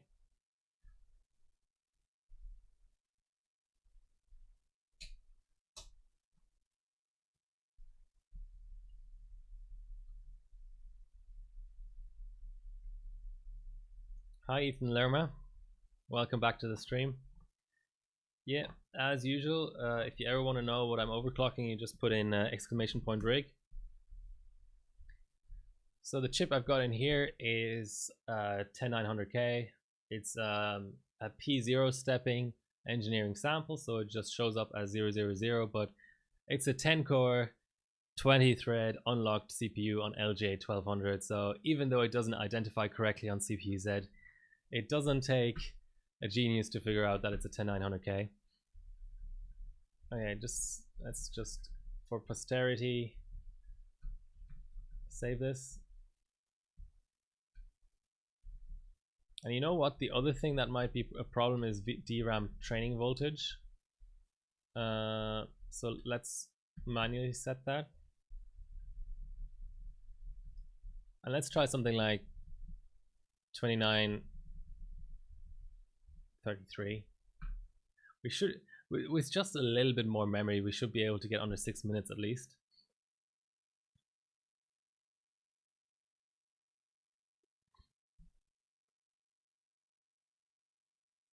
It's trying hard to fail.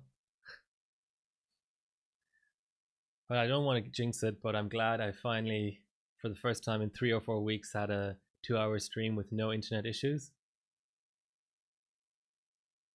My maximum isn't set entirely well for what I'm doing, but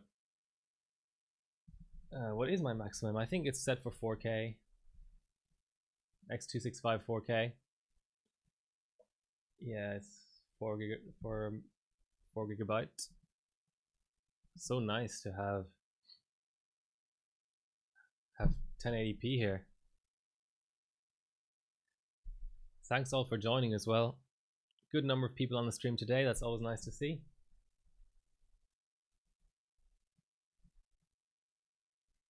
.5 is already set. Memory is up to where? Oh god, those timings. Horrendous stuff. Truly horrendous stuff. Ooh, no, I was trying to set a mix of 57x and 56x there. It's never good.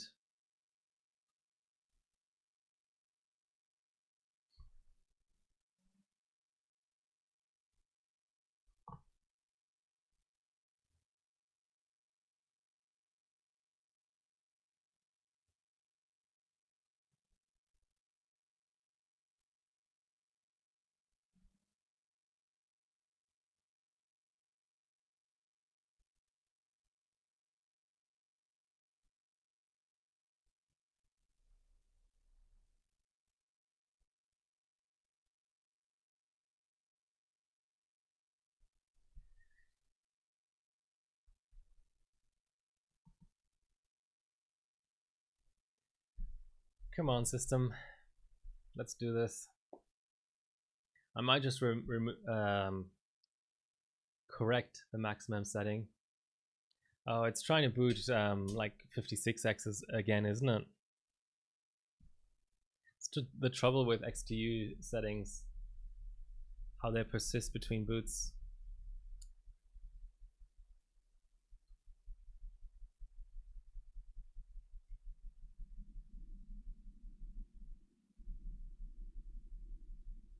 So now let's explicitly set 50.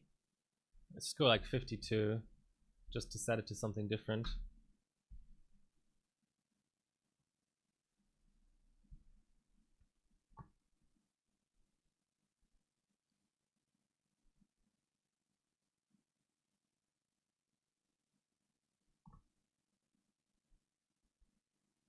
Oh no, it's gone into recovery mode.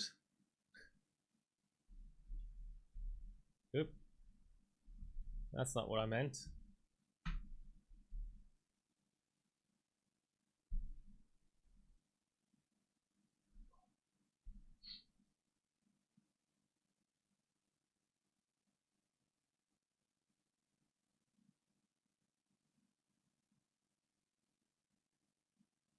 Come on, spinning balls.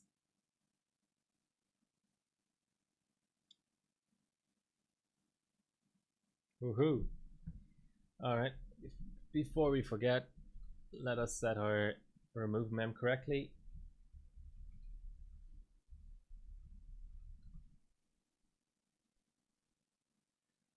I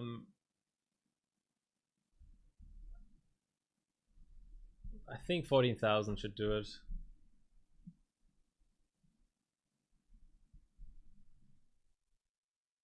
Hey White Shark, I didn't choose this board, so a few issues at the moment. So I only just got my chip from Intel Australia, New Zealand, and if any of you are watching, thank you very much, appreciate it.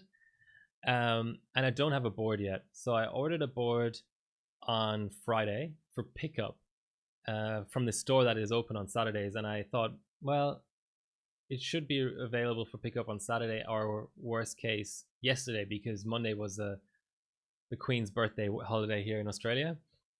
But actually I only just got notification this morning that it's ready for pickup, and the board that I bought is the MSI Z490i Unify. Yeah, it's a P0 engineering sample. This is how it identifies in CPU-Z. So it just goes 0000. So right now you wouldn't be able to tell what chip it is because I've down-cored to 2 cores and 2 threads. But believe me, it's a 10900K. So the P0, I mentioned this early on the stream, but I think you just joined, identifies just as a genuine Intel. And the P1 engineering samples identify it as a 10900K engineering sample. But according to Splave, the P0s actually have better IMCs. But I can't do much with my IMC right now because I don't have a working Windows 7. I in fact had to build a new Windows 10 because even my existing 1909 version Windows 10s wouldn't boot on this board for some reason. So I had to build a new Windows 10. There's no PS2 on the board, so I was able to boot Windows 7 early on in the stream, but I don't have any mouse or keyboard, and I don't know where my IO card is. I have a PCI Express PS2 card, but I just couldn't find it. So I'm back on Windows 10. I didn't choose this board. I just borrowed this board because I just wanted a board. I will pick up my board after the stream. However, there's a second issue, which is I lent my A2 to somebody who doesn't have any A2 RAM, so I'm on A0 now, and A0 compatibility with Z490. I don't know if it's the IMC or the main board manufacturers all conspiring to fuck up A0 support, but it's really, really bad. So even when I have a better board, I'll still be struggling. But I do have some 3600 bin Neos, Trident or G-Skill Neos on the way. And I have Galax 4266 bins that I've lent out to somebody at the moment that can do at least 4800 C14 2T. Probably more. It's only been a day of testing so far. Do I still have the image up? Apparently not. No, anyway, doesn't matter. So yeah, I don't have the right board or the right RAM at the moment, but that's not stopping me from checking the core and on-core. So okay, let's just actually what I'll just do is do a run. and if I get a loop out, then it immediately go up to like 3200, 3600.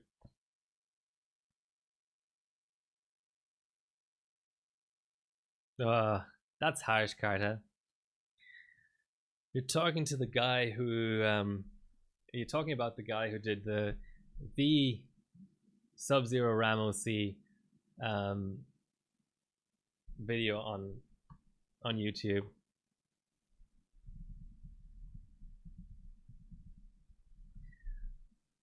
By the way, there's a few nice basic OC videos on this channel. I recommend it.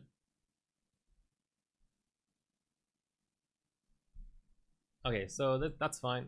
How's our max mem looking? 2.3. That's in the ballpark.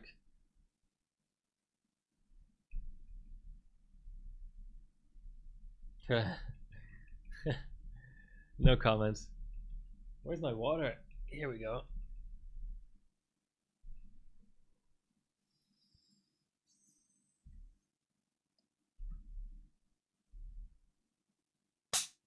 Oop.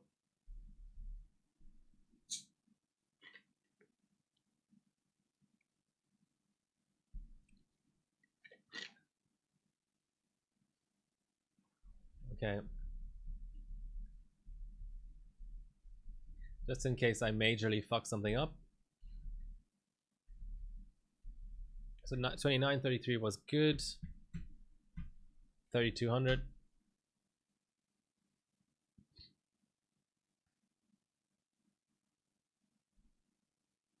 That's how bad A0 support is, at least on this board. But I'm excited once I have my A0, A2 here. I might get some LN2 on Friday. Let's see. Let's see how it goes. It looks like it's gonna boot. That's always good.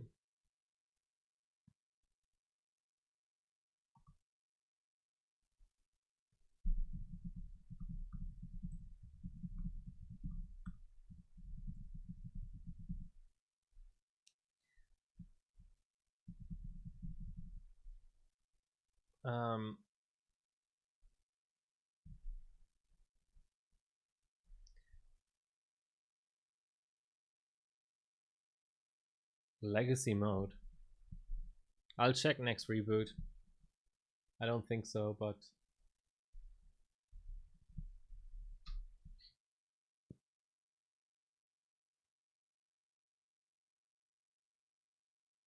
I have so much A0 RAM. I really bought. If this was a stock investment, I bought on the peak, and I'm now gonna sell in the trough. I'm really gonna lose some money on these sticks. I have basically my quad kit is A0, and then I have two dual kits. I'm gonna sell one of the dual kits and just weep a little because I'm gonna make such a loss. Okay, this is looking all right.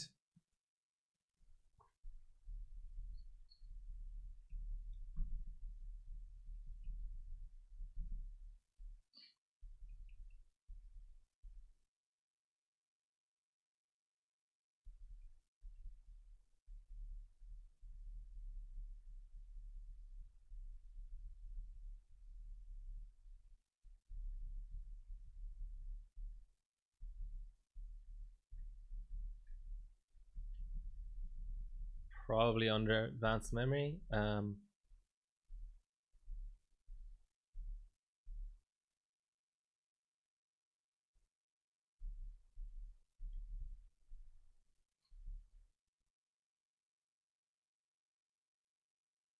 No legacy mode.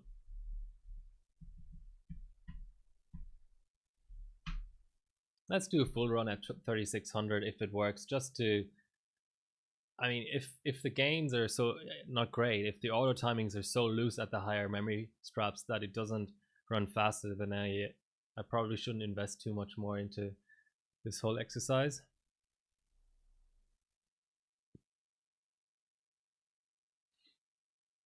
Funny that this board has a 6-pin slot connector right here. Do people really use external power for this? Is supposed to be a creative board. It's supposed to be like a video encoding storage array kind of board. Why is there a 6-pin? Multi-way GPUs really aren't a thing anymore. So C22, it's pretty horrendous. Okay, let's try at normal clocks first.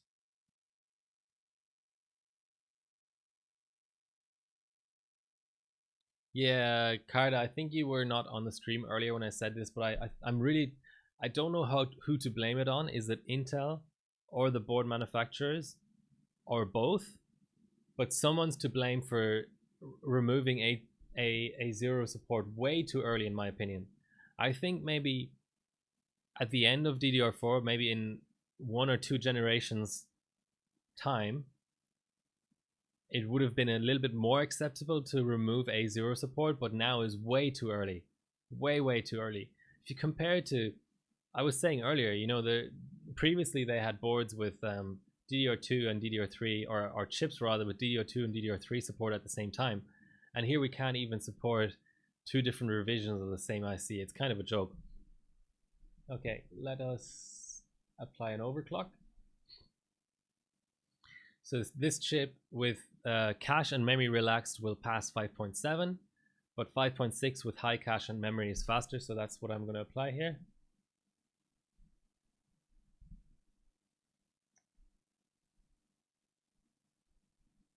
That's 5.6, and cache is 53. Okay, sweet. And let's just set the previous run as a background.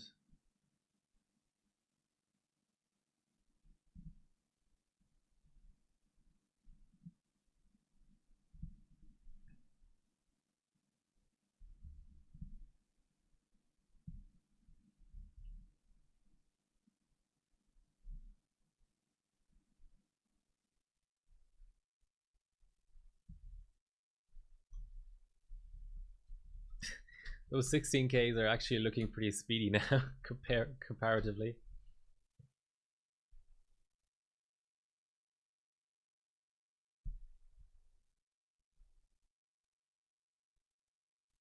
Yeah, but that's different. Forward compatibility, you can excuse people for. Like, you can, when something gets released during the life cycle of a particular platform and there's no support for it, I have much more sympathy for that than taking away supports for something that's existing.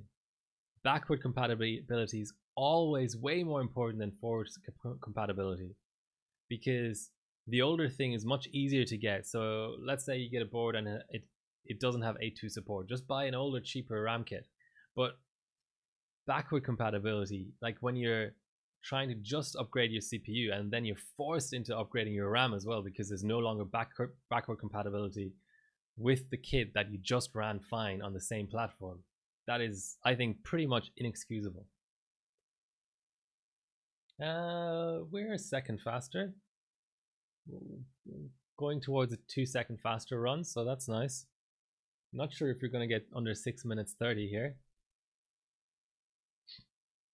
Yeah, but still, okay, I get your point, but I still think it's worse than the other issue.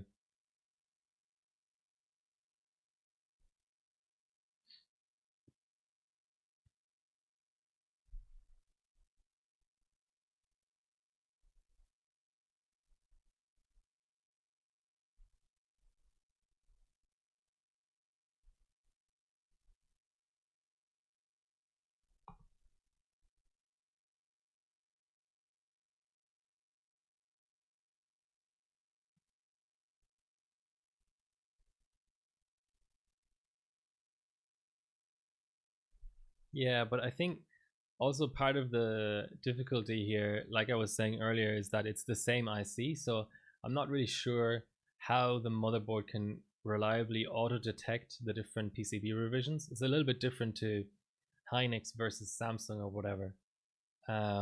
Since they're both B-die, I suppose ideally you would just have some sort of a toggle in the SPD, but if the support isn't there for that, then you're kind of hosed. I suppose maybe you could kind of auto detect whether it's RGB or not, but that's an imperfect way of doing things. So we're 4.3 seconds faster now.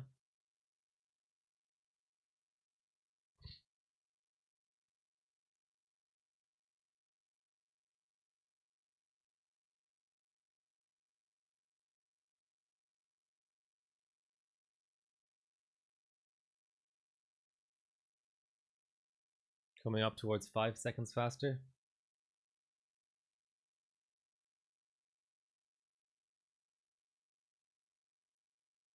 Yeah, I mean, I think to be fair, like, I don't know. I think Samsung is partially to be blamed. Maybe, I don't know.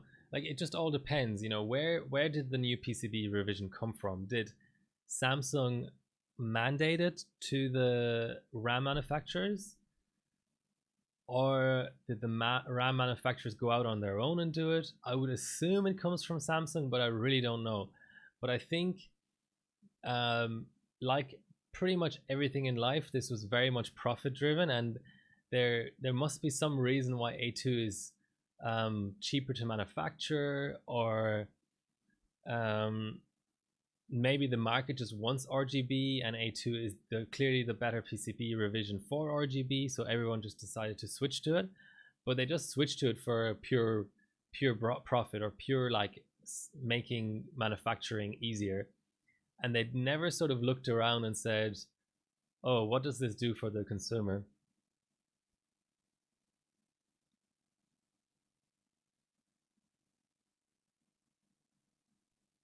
So what are we at now? 8 seconds faster or so. Maybe with a little bit more RAM I can break the 6 minutes. Yeah, I know the reasons why A2 exists, um, in that sense, but I also wonder whether um, clearly the RAM manufacturers could have kept A0 around, but decided to just change all their production lines to A2 because it's cheaper and stuff. And yeah, I sort of wish they would have had a little bit of a more concern for backwards compatibility and stuff. But anyway, we're here now. Because it screws over people like me. I mean, I don't really care. I'm not complaining. I basically always lose money when I sell streaming benching gear. But um, people who have one daily system and maybe can just about afford buying a new motherboard and chip, maybe they are really hosed, because if they try to sell their A0 and get no money for it, I don't know, it just seems a bit retarded. I suppose for daily stuff now, the way to go is something like DJR, just bypass the entire problem. Just buy a cheap um, kit of something else, of Hynix or whatever. So that's almost 10 seconds now.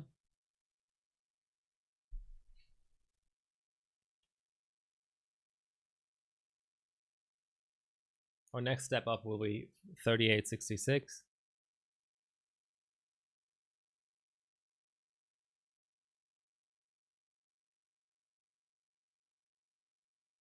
.4 seconds now. Yeah, so under the 620. That's nice.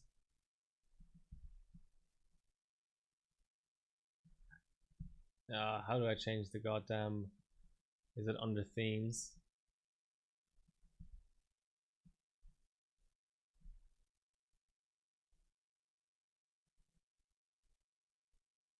Whatever, I just want to get quick screenshot.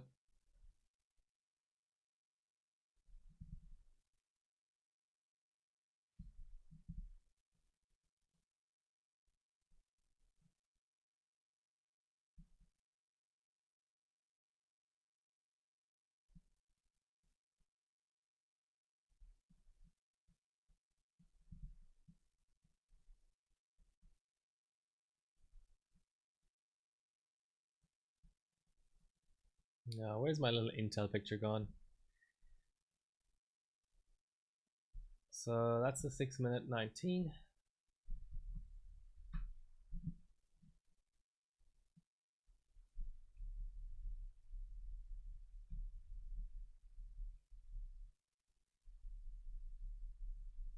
So White Shark, the SBD field, I know they don't use it, but out of curiosity, what is it actually called? What does it do? Is it just PCB revision? Is it literally called PCB revision?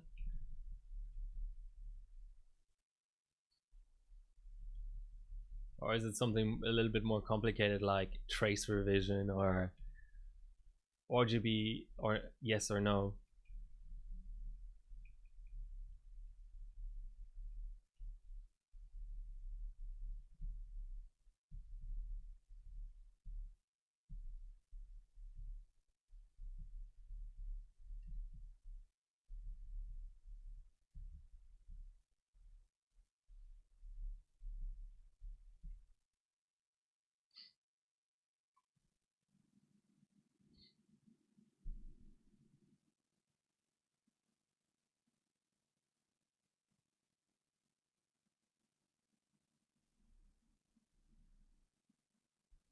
All right.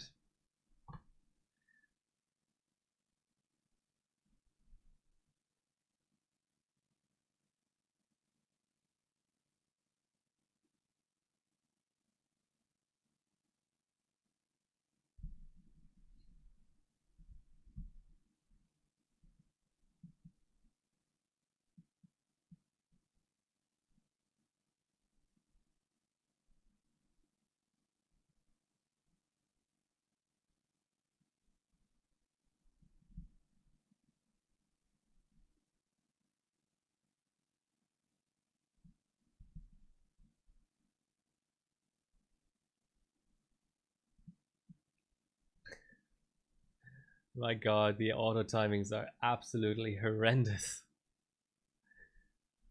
It's still going up. So previously it was auto timing to 22:26. Now it's 22:28.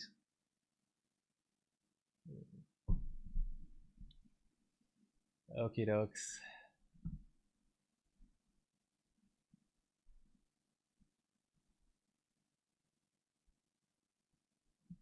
Ooh. Weird hang, but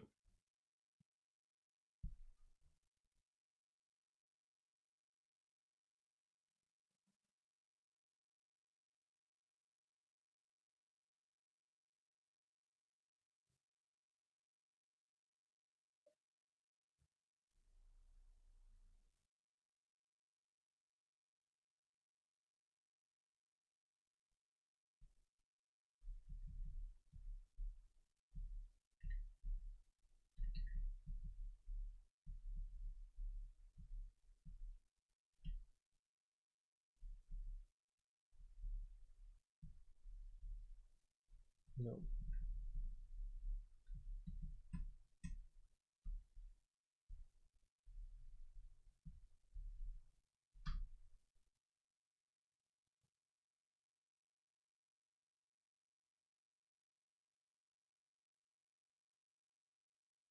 I mean, let's give them a little bit of credit. There's certainly the possibility that over the course of the lifetime of this platform, the board manufacturers slowly release as the complaints from consumers come in, and there will definitely be complaints because some A0 will for sure not do XMP, even though the IMC is up to it. As the complaints roll in from the consumers, there could be a steady release of new biases to give some sort of A0 support back again.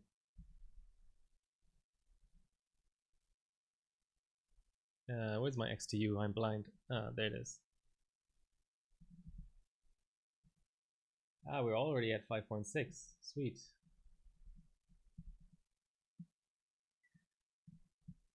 Well, then all there's left to do is go for a run.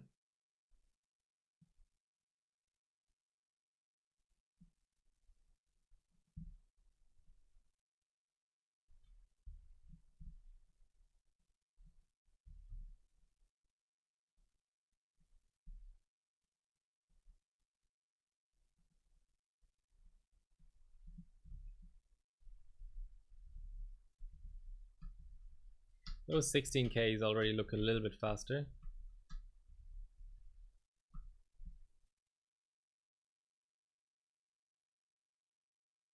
Yeah, slower initial. Okay. Might still catch up though.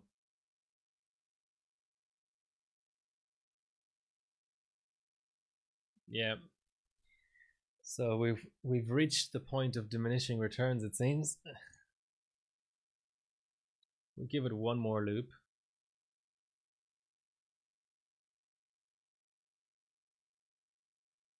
I mean, it's not much slower, but slow enough.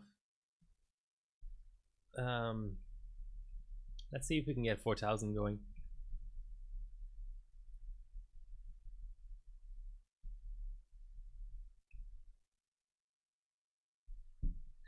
These weird hangs on 05 are interesting.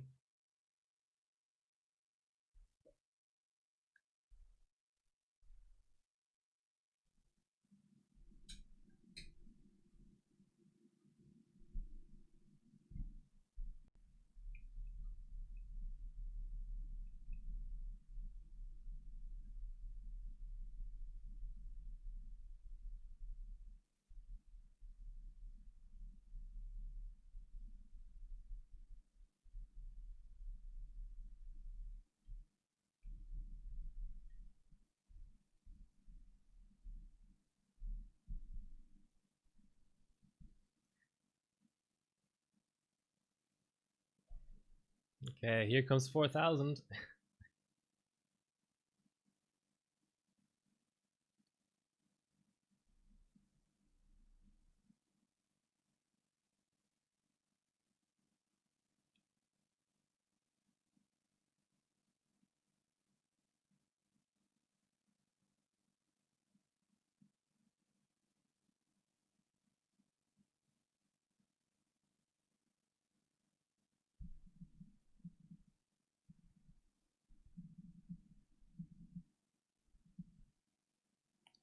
I think that's a hang. XTU trying to apply the overclock at boot time again.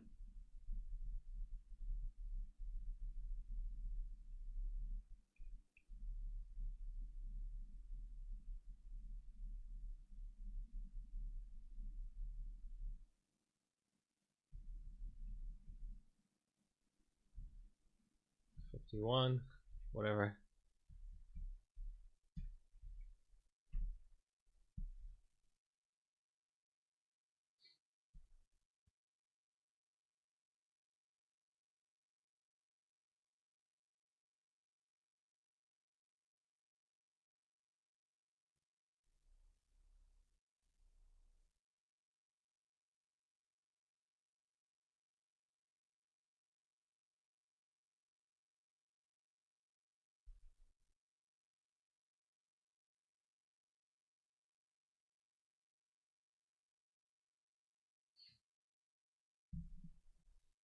All right, that's better.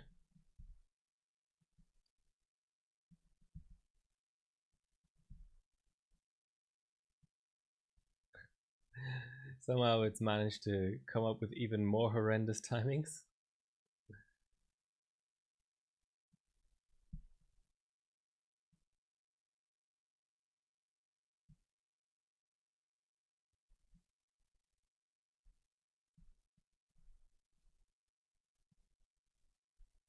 We've got our 1.5 V core, so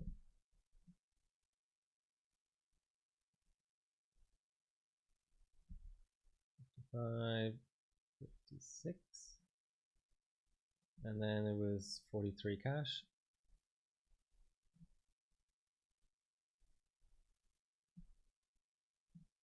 Let's see.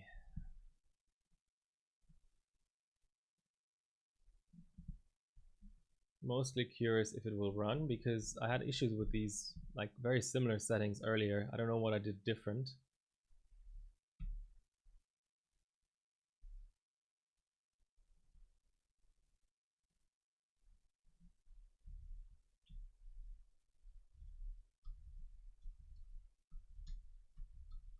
$16K is worse if anything, but Let's see how our 32M's looking.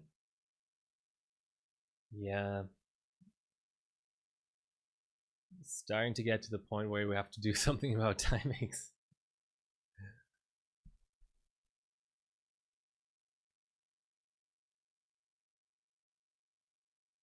But it's running, so that's good.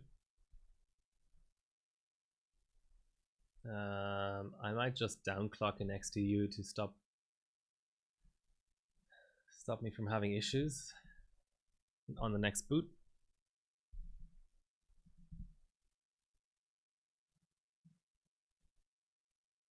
Yeah, it doesn't. It's weird how it sometimes just randomly hangs, but that's just XTU things, I suppose. So there is one way I can set timings without actually setting timings, which is the famous gigabyte memory performance toggle, which you can set to enhance stability or enhance performance. And at the moment it's set to enhance stability, and it sort of tightens the timings for you a little bit. So I'll see if I can do that. Memory enhancement settings.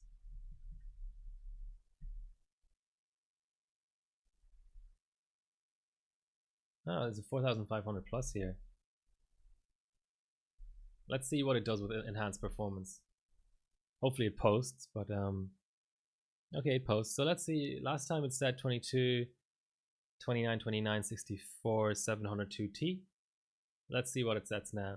Hopefully it just sets something just a little bit sort of in the more reasonable range of timings.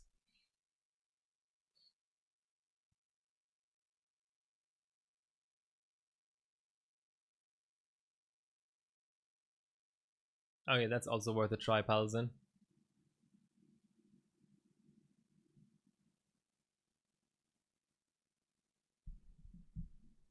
Let's see what we're getting here.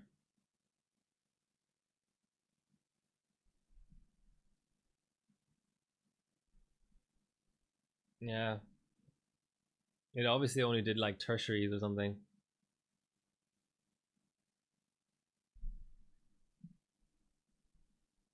It won't post on manual timings. I mean, the ones I've tried at least.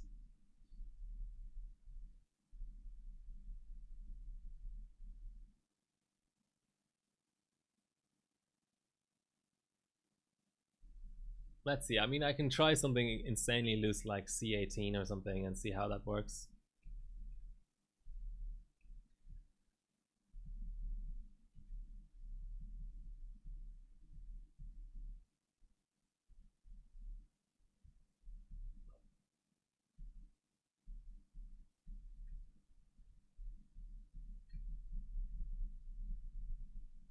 Where is fast boot? It doesn't even seem to have that option.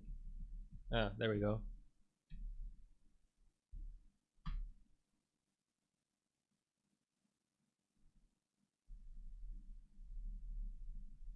I got it.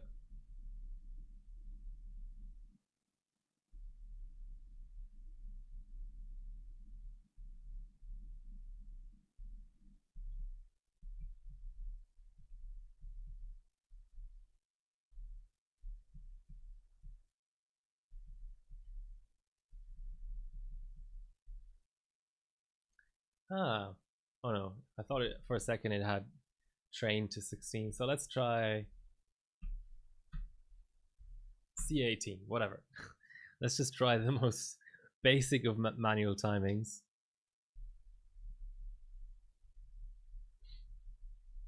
That looks promising.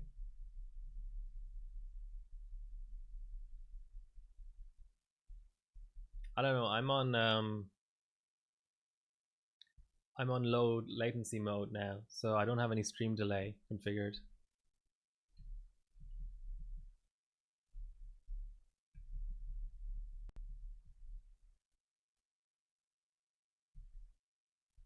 Okay, so 18 on its own works. So let's try 18, 18, whatever, 36, I suppose. And 350. This might be a little bit too adventurous, but let's see what happens.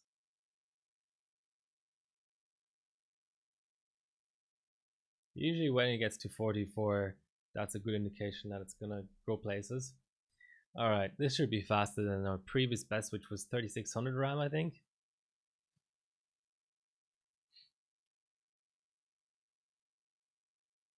I'm excited.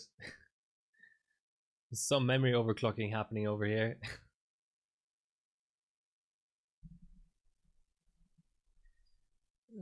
Come on, screen.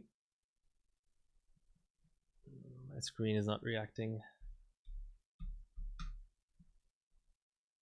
There we go. So our previous best was at C22 and now we're at C18. So definitely getting places.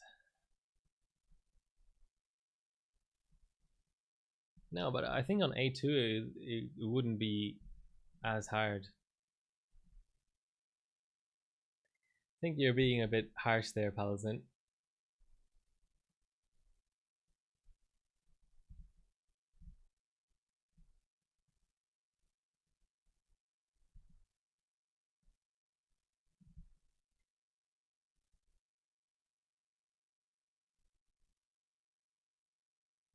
All right, exciting stuff. Let's see if we can get a run out.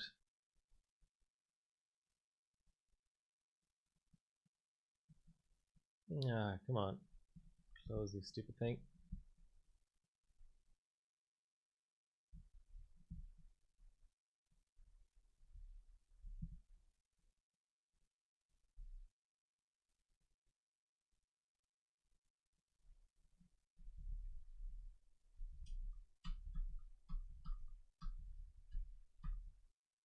Slightly more consistent 16Ks. Alright, so that's 100 milliseconds straight away. That's decent. Let's check for loop 1. Once the loop 1 is out, I'll take a small break. Yeah, way better. 500 milliseconds. Alright. Be right back, guys.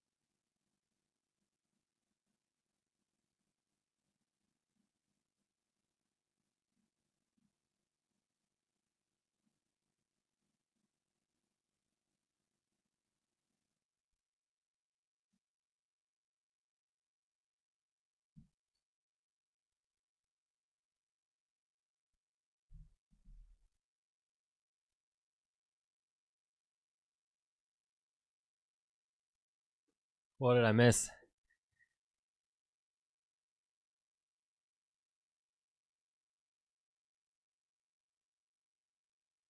Yeah, I think the average person in chat would be quite far away from me, but I'm in low latency mode and I'm streaming to the Twitch server in Sydney. So anyone who's in Australia or in anywhere near me really shouldn't have that much of a delay.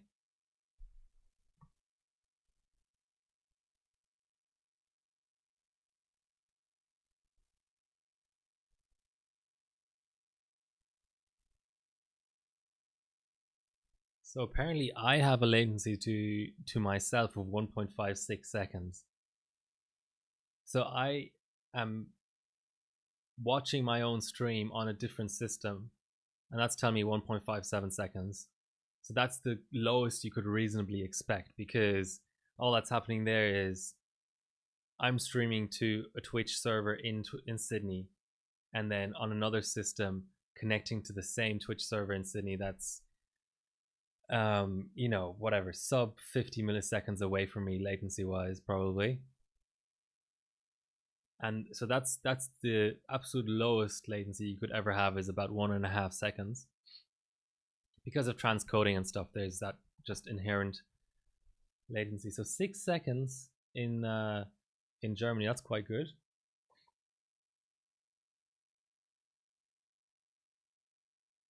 Secondaries. Hold on.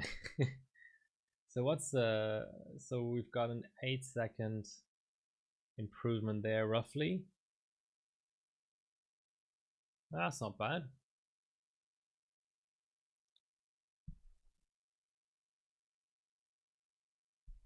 Surely we can get sub 6 minutes and 10 seconds. Who's even subbed yet?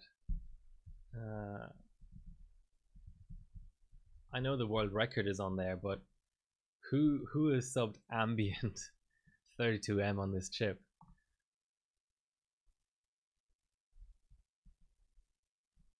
Just Jelly. Ooh, I can beat him. Yes. I'll have the fastest ambient 32M run ever.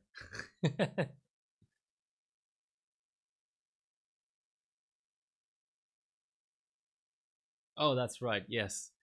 That is, thank you, Paladin, for pointing that out. It is actually an option which may or may not be enabled by default for you guys.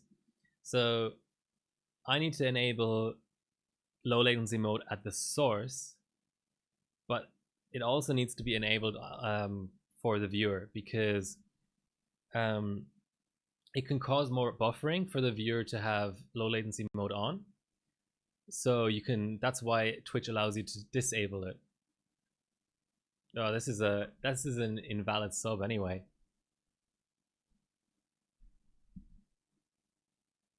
Loop 22.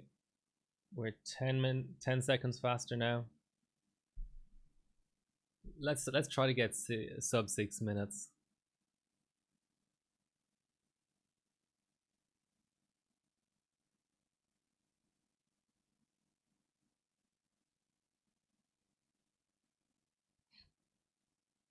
$12 seconds. Yeah, we should be able to get there. Yeah, no, I'm not subbing this. I'm just gonna put it on the socials or whatever.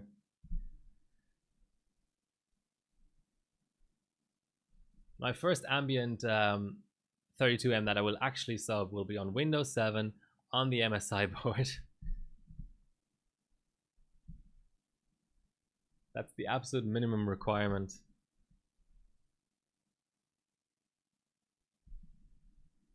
Yeah, but Benchmade is it's a Trojan horse, guys.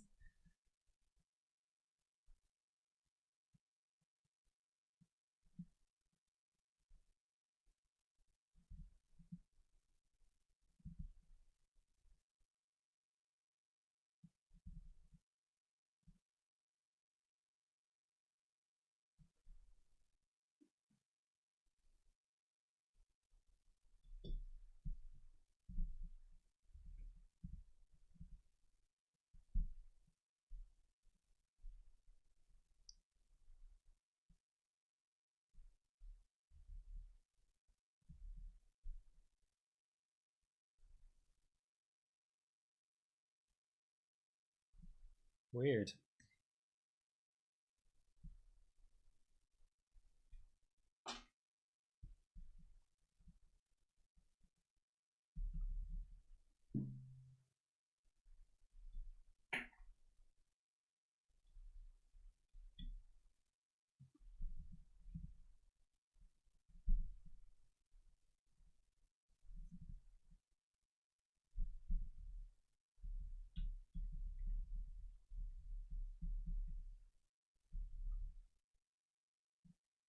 Where did that bloody wallpaper go? Anyway, you'll have to do without it.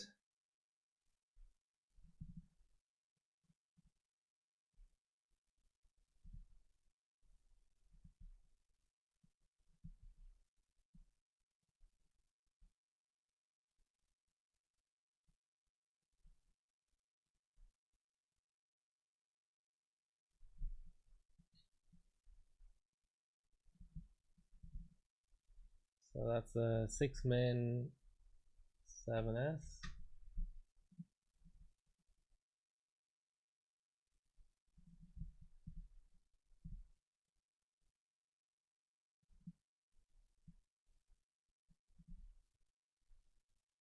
What's next?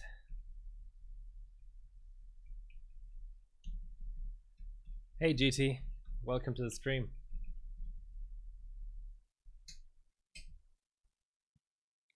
We're just doing some 32M on 10900K.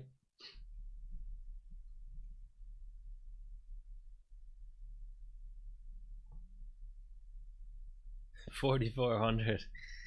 Okay. Yeah, I can try one strap higher and see how that goes. 4133.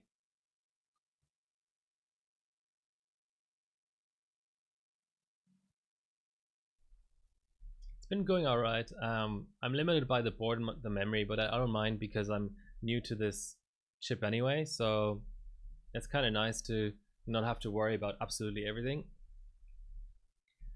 And I'm picking up a benching board later on, so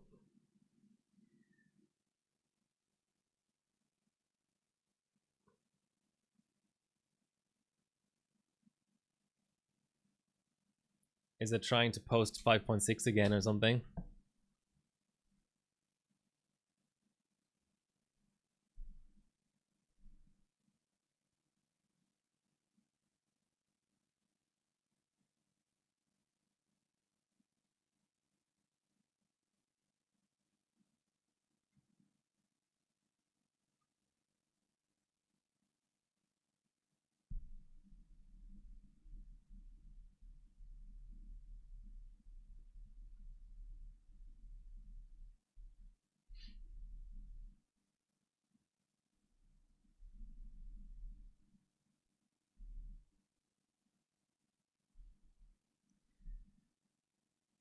Before we do anything else, let's give it a little bit more DRAM and make sure it posts with that, and then go up one strap.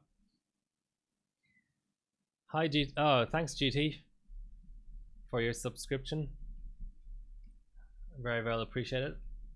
And now you're using the sleepy crosshair emoji. Nice. Sweet. Okay. No, not load. Save.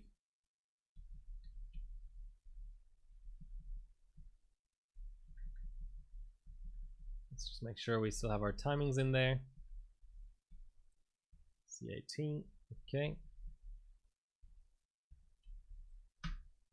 Let's see how this goes down. Yeah, I haven't really been benching on a crosshair for a while, but it'll certainly come in handy, that emote when I do. Okay, that's looking like it might actually post.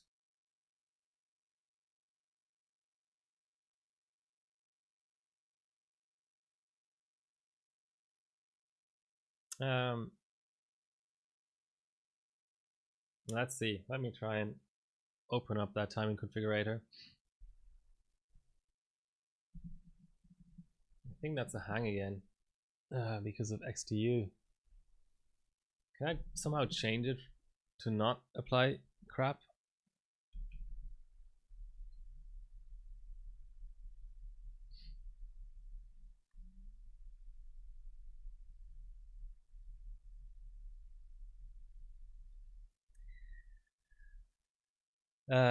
Yeah, that needs a bit of an introduction. So Asus have two lines of motherboards for Intel and AMD, the sort of top end kind of. On AMD it's the Apex, and on sorry, on Intel it's the Apex, on AMD it's the Crosshair. So there's been a Crosshair for many years now. We're up to Crosshair 8, and I have a few Crosshair boards. The Crosshair 1, 2, and 3 I don't have. They're quite old and they're not that benching relevant. But I have the Crosshair 4, 5, 6, and 7, and I don't have the 8. And my Crosshair 6 and 7 particularly, actually my 4 as well, they tend to get sleepy sometimes. Like they just sort of stop working. They just sort of refuse to do anything anymore. They just throw one postcode and just go, I'm asleep now, I'm taking a nap. And Bilko, one of my benching friends, came up with the term sleepy crosshair. So there's a sleepy crosshair emote, you know, because it's appropriate. Okay, what did I want to do? I wanted to set the core explicitly so it overrides XTU.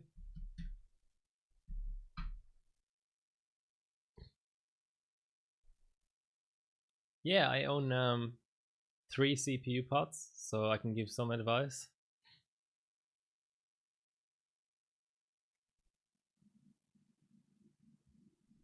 I wouldn't call it throwing postcodes. It just sort of, the Crosshair 6 and 7 just throw a blank and then an 8. And they don't, that's the only postcode they display.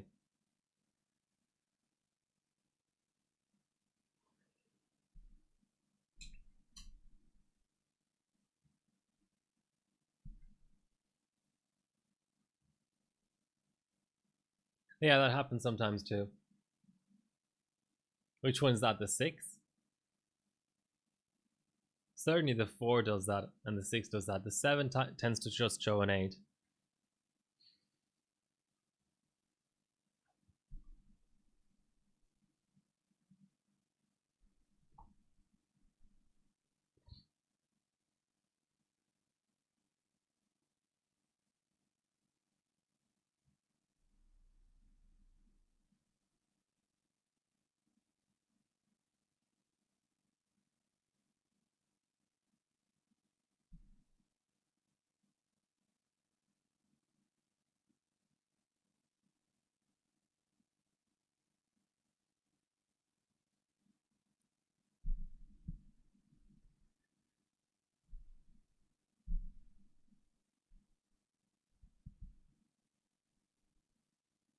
So here's our 4133. Now we just need to set core and cache as usual.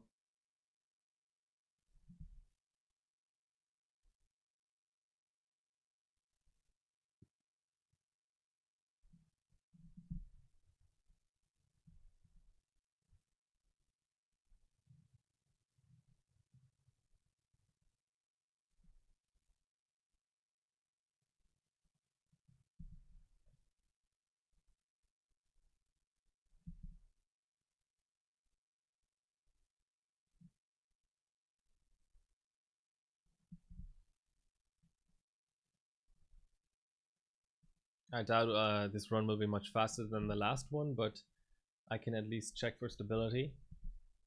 And if it's not fast enough, then I can go maybe down to C16.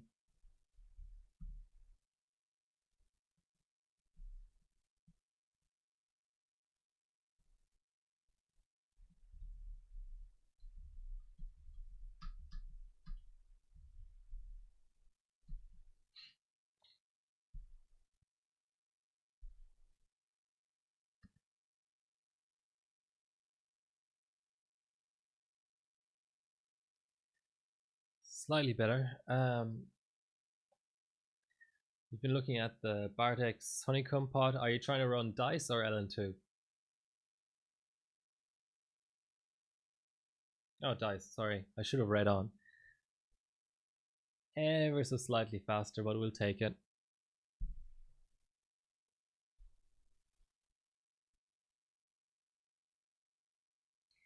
Depends on budget and stuff. I would say that the pod that is the most universal. So it depends. If you want to run old stuff, if you want to have maximum compatibility with as many different CPU sockets as possible, then I would say get a T-Rex, or sorry, a Kingpin F1, because that goes all the way back to 775 AM2. If you have something specific in mind, if you want to run current gen like the 10 core, then I would say T-Rex is good because it takes the heat load the best.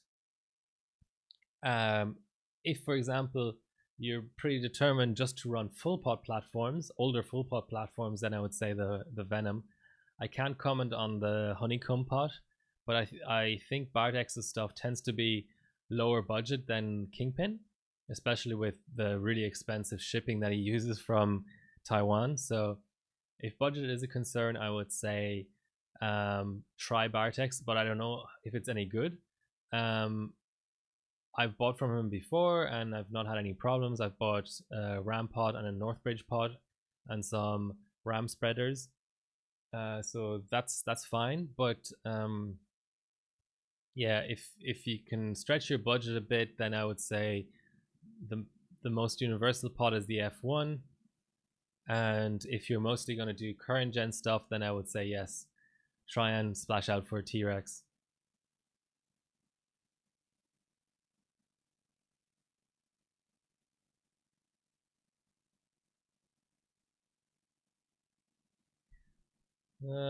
Barely a second faster, but we'll take it.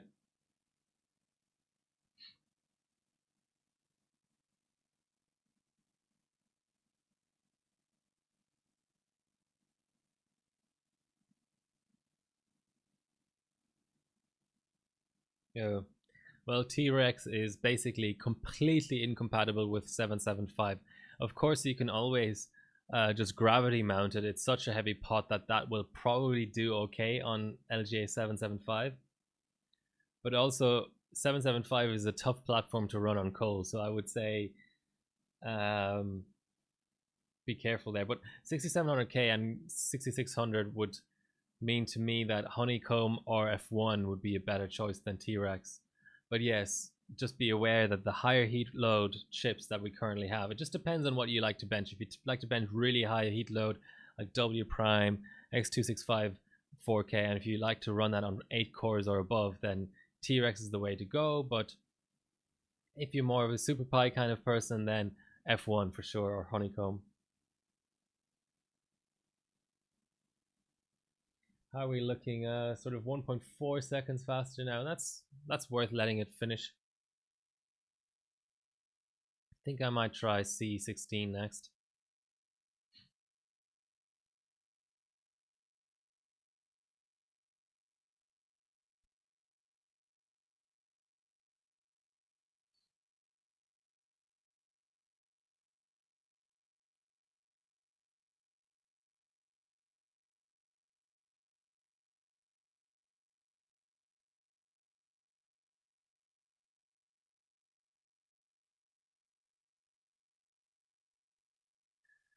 Quite a rainy day out there.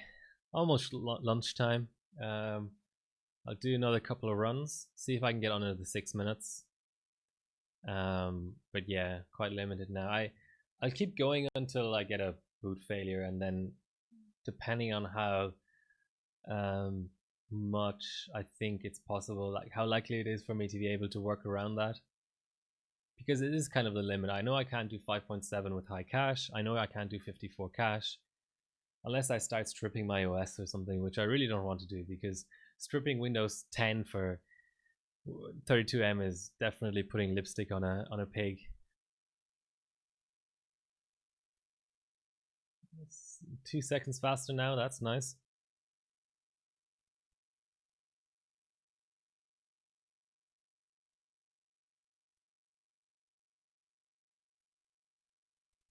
.1 seconds faster.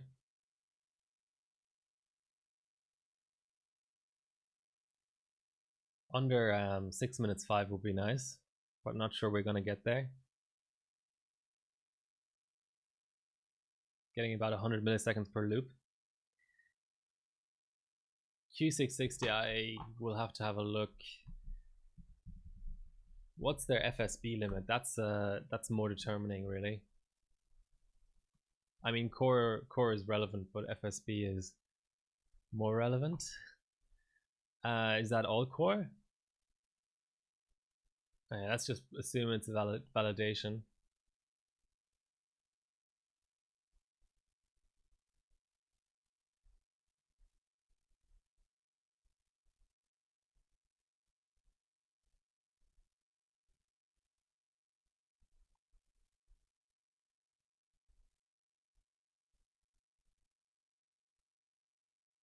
Oh, sniper ran this. That's interesting. Okay, our run is finished. Let's quickly grab a screeny. Fuck it. I'm too old for this shit. Windows 7 for 32M. What does the world come to? 400 is pretty decent.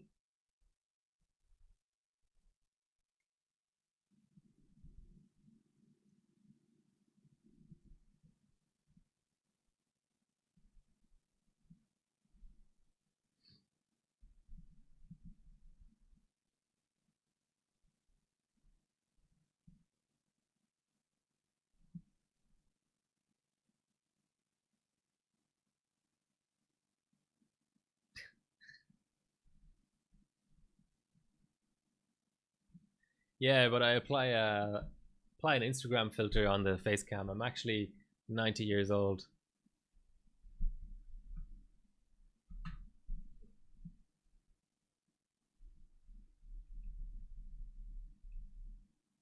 Hi GTX.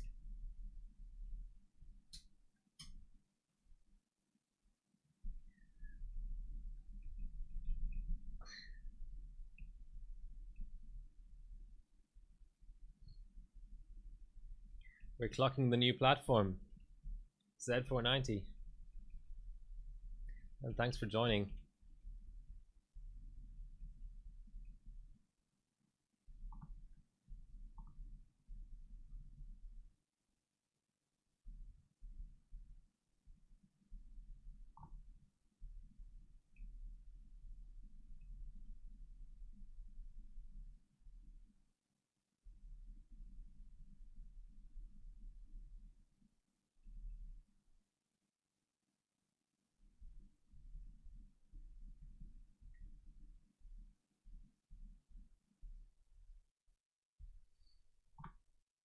Yeah, let me reduce my bitrate.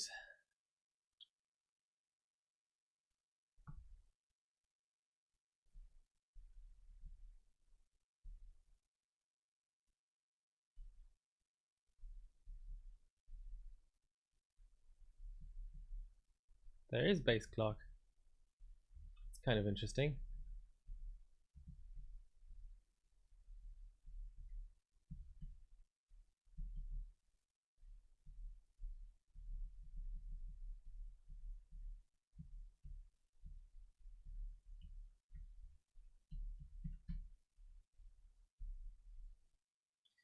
Come on, board. Please let me do this. Yes, Bart over T-Rex for sure for 775 because the mounting equipment on the T-Rex literally is incompatible. So unless you want a gravity mount, which, you know, there are boards and there are platforms where that's necessary, but oh, GTX, do you actually have his pot? Okay, let's break the 6 minute, guys. Let us break it.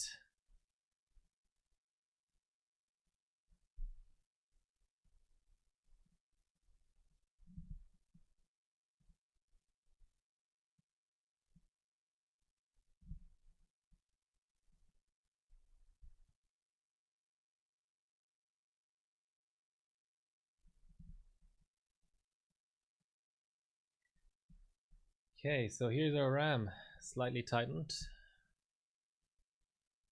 Just gotta apply our core on Encore. Yeah, he's slow. He is slow to react, absolutely. I did notice that when I was buying my stuff from him.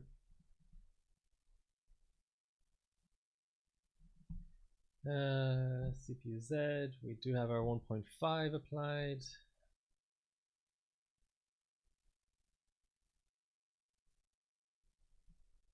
5.6 and 5.3 cache.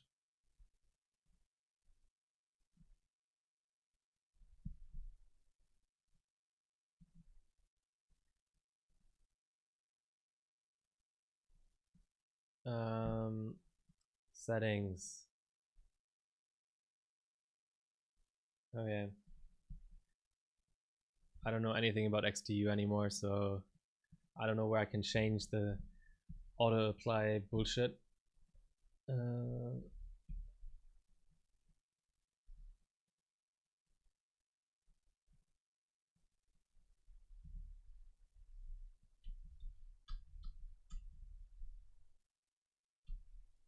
Let's do this. Yeah, 3133 C16. So nobody knows XDU anymore. Very, very true. So GT, yeah, I think you joined a little bit late. So just a small summary. I've borrowed a board because I was waiting for the MSI ITX board that I actually bought to come into stock. Well, actually, to just be picked and ready for pickup at this local IT store. So this is not a benching board, and I'm not riffing on the board because it's supposed to be a creative board. Its RAM OC is very limited, but that's completely expected for a daily board. So I'm just working around that. I also only have one kit of A2, which is quite decent, which does 4800 C14 on the new platform, but I've lent it to somebody, so I'm currently on a 0 PCB revision B die. So that all those two factors all conspire against me to really limit RAM OC. But I mean, 4133 C16 is not completely terrible. We had much worse overclocks early on in the stream. So what's that? Only 200 milliseconds faster at the moment, actually.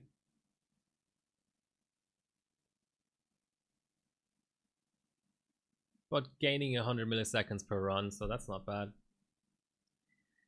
Well, for 32M, A2 isn't insanely faster than A0, but on the new platform, there's an incompatibility there, basically.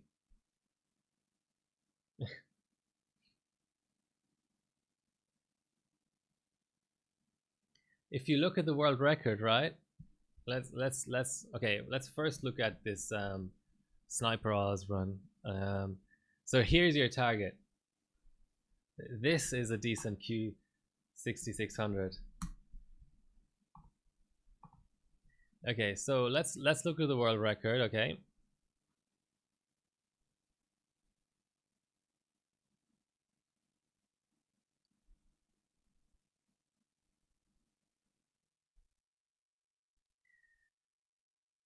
This is on A2. This is on A0. Pretty much the same clock. More cache on the 10900K, I think, right? So, okay, if we assume same efficiency, same everything, what's 1.2 seconds over the course of 4 minutes? Okay, so 4 minutes is what? 240 seconds. So 243 seconds. So 1.1 divided by 243. That's 0.45% better run. That's basically the exact same.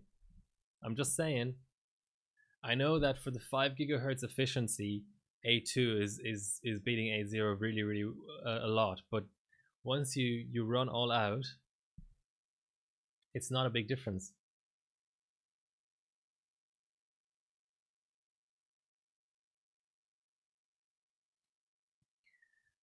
So how's our run looking? Loop 15. We'd get a second out of it, I suppose. Should I try C14 next? Yeah, we're at the point of diminishing returns here. Isn't that that sub is on water, isn't it?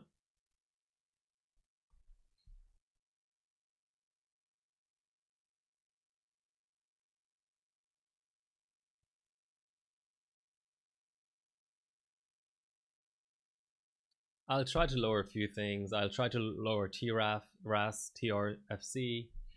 Maybe go to 1T command rate. Maybe.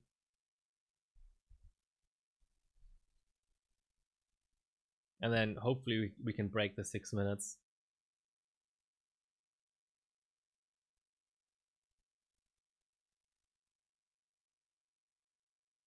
Starting to go towards the 1 second gain here. So I wonder if I'll ever have a shot at partner on Twitch.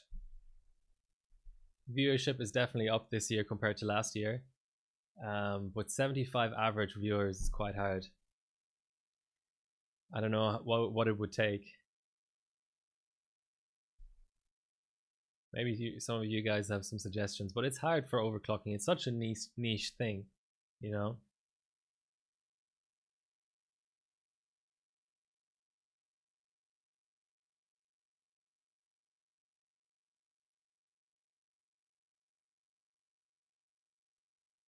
Yeah, nobody has it in overclocking, so yeah.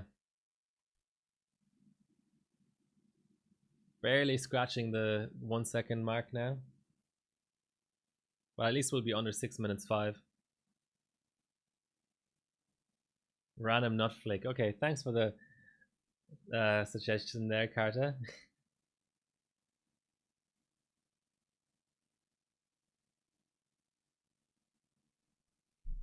Okay. Let's see if we can get those last 4 seconds eked out.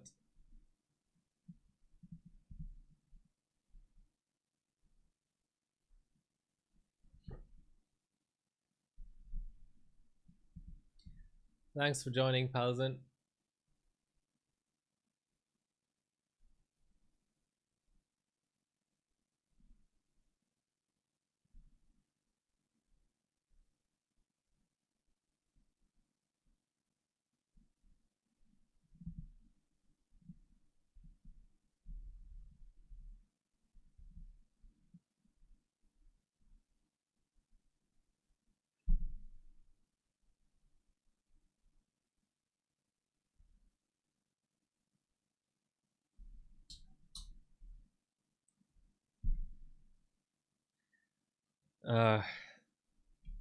Not sure if I can handle all of the work of having to edit videos and stuff. I barely get one very unprepared stream out a week. If I had to do videos, I don't know, it just wouldn't be enjoyable anymore, I don't think.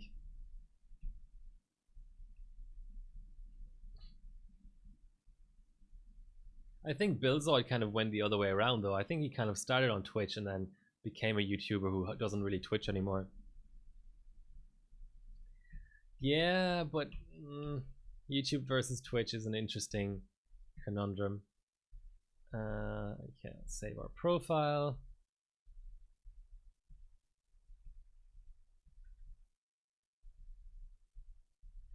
Okay, let's give 1T a quick go.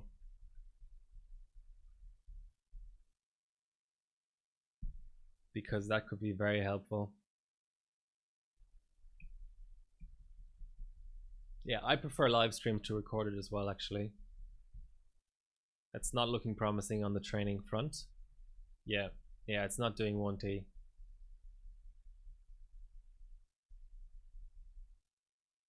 KO on the 1T.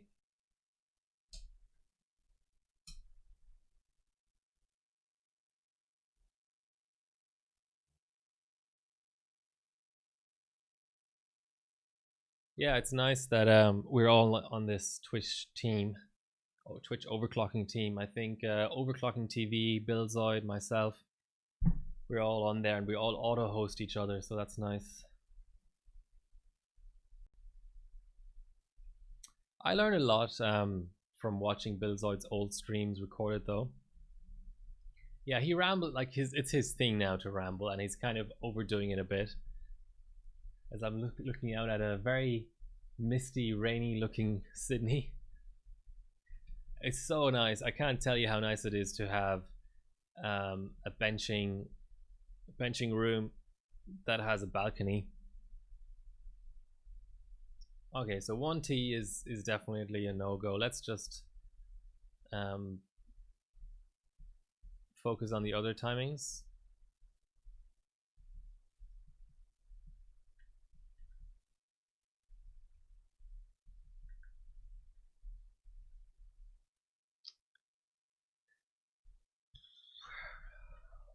Let's max out Refi. That usually gives you a good gain on 32M.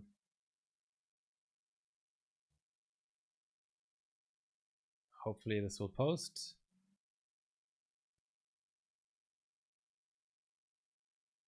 Looking like it will.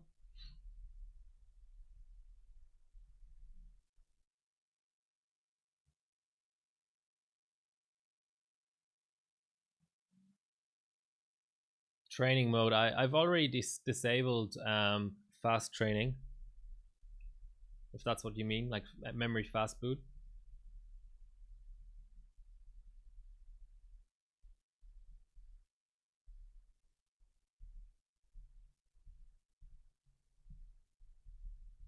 Now let me go back into that menu. I disabled fast boot. You mean real-time memory timing? I don't think that does anything anyway.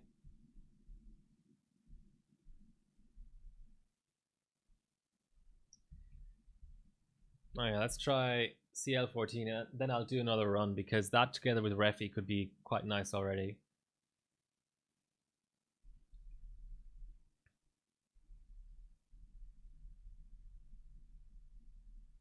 Yeah, I'm already on the most performance setting there. I'm already on enhanced performance. All of these would be trash for 32M, and normal, enhanced stability, and relax OC I assume are not as good as enhanced performance.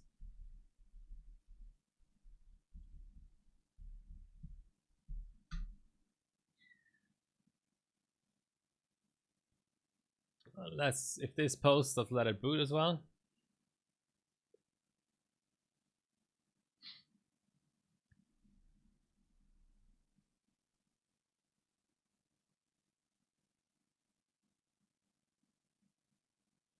Oh, as in loosen it up, you mean?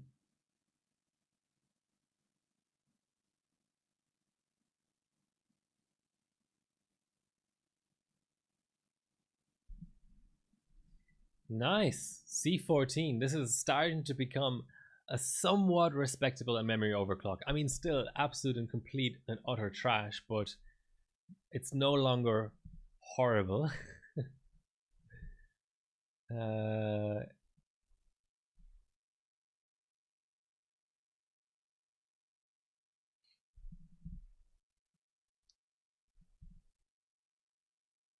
Yeah, a kernel mode trap. That's ominous. Okay, let's see if we can do a run. See what I mean? I just pressed reset, but the postcode display is off.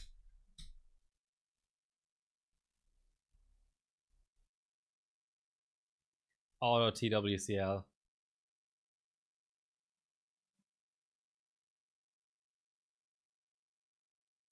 Kind of want to go. It's been a 3-hour 20-minute stream, so I kind of want to go have lunch. I'm just hoping to somehow brute force out a sub 6-minute run, so whatever minimum amount of effort I can put in.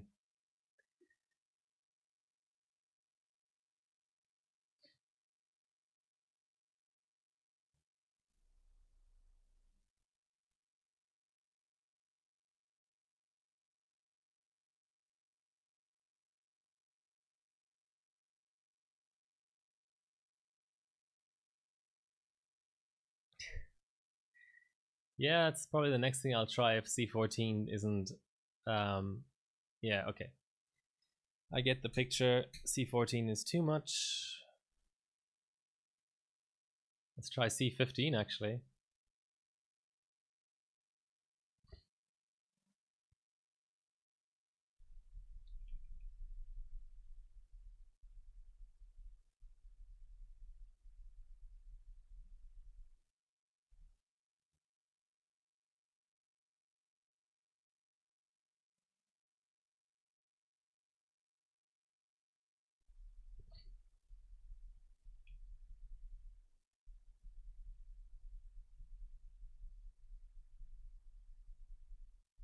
What Apex is that?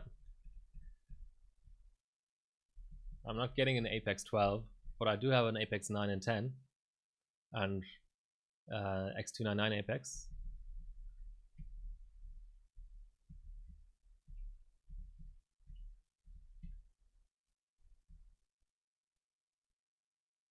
$11, so it's at 13 at the moment.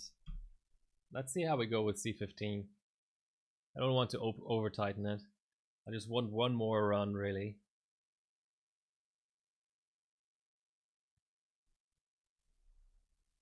Double zero. What I heard on the Apex is that there were only 300 produced in the first production run worldwide. Of those, Australia got one, and I know the guy who has it.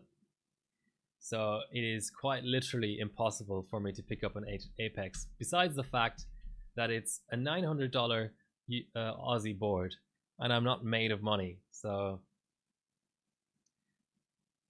yeah, I am picking up an MSI ITX board, which should, I don't want to say that it's going to be as good as the Apex, but it's going to be quite an upgrade on this board.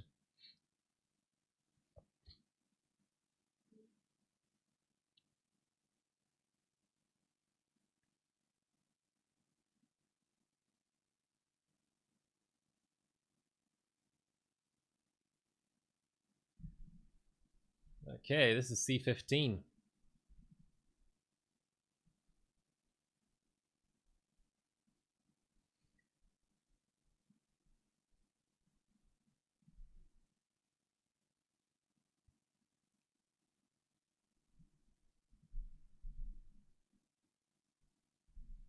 Come on, XTU.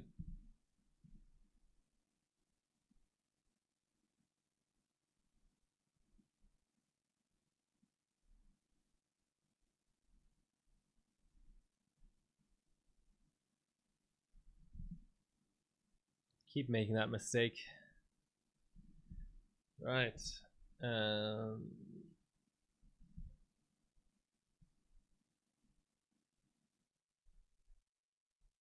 Oops.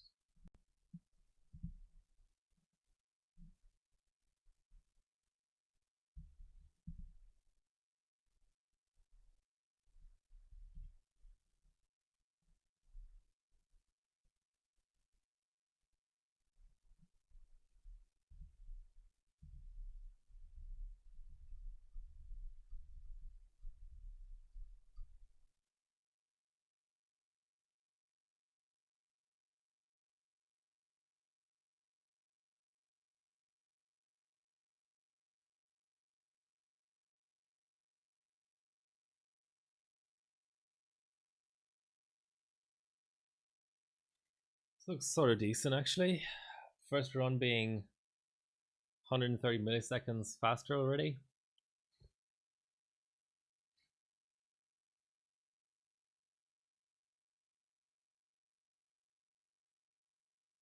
I'm not sure it's going to be enough, but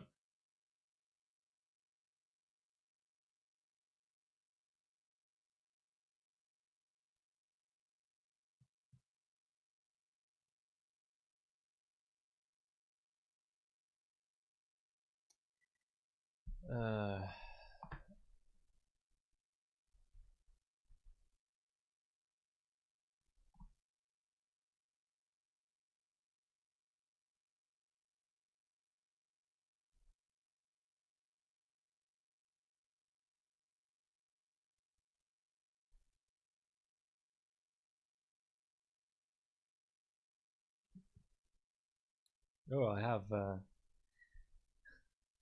notifications on the Hyperbot forum.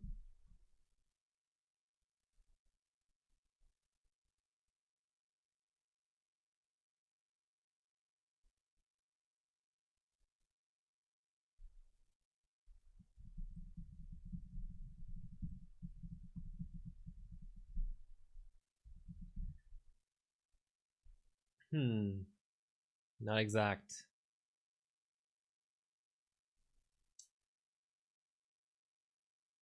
Okay, one last run. What I'm gonna do is I'm gonna go back to C16 and as I get that weird 005 thing, and I'm gonna tighten WL, TWCL, and TRAS and TRFC. It's like 28 TRAS, 280 TRFC. And if that doesn't do anything, then it's time to pick up my board. I'll first have some lunch, of course. It's 12:20 p.m. here now. T4, yeah, 16 T4.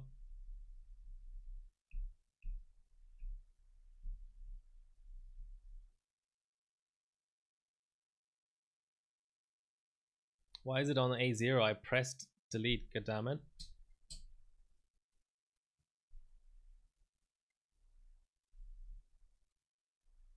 Yeah.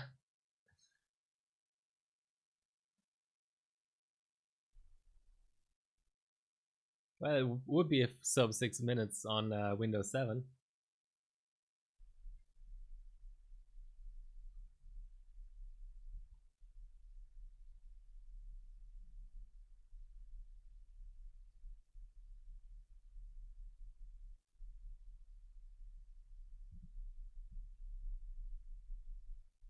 You can tell it's starting to sort of struggle to train already. And now it's hanging on 9C.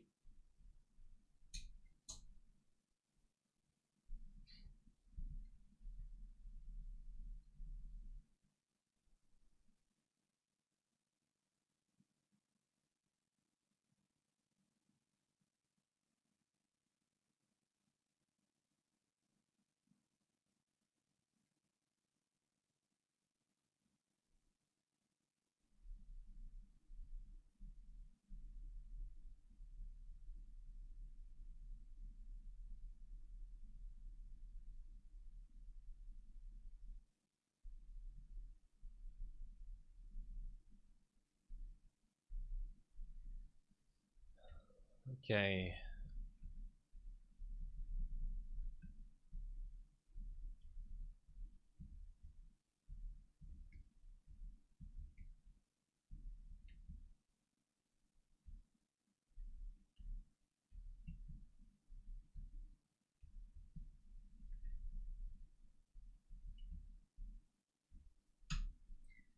Let's see.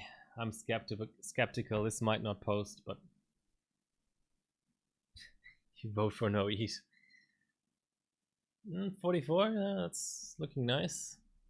I could also blast a little bit more VCore and see if I can get a pass out at 5.7.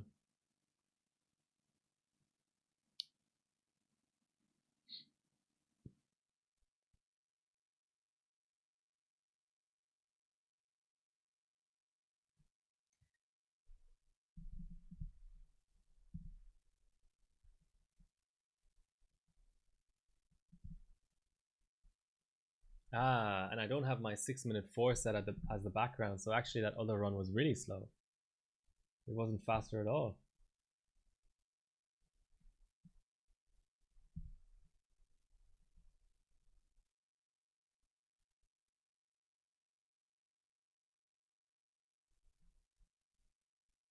It's starting to look like an actual overclock there.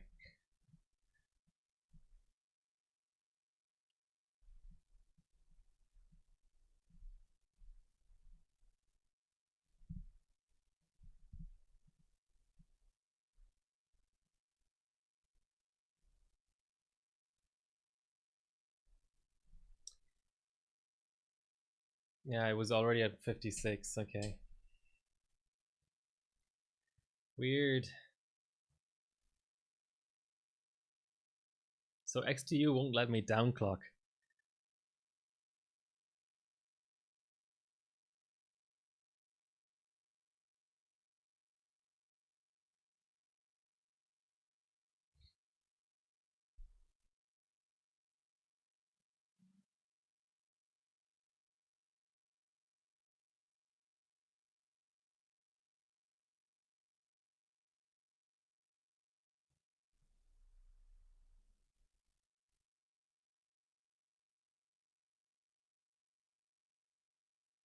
Bench made faster runs.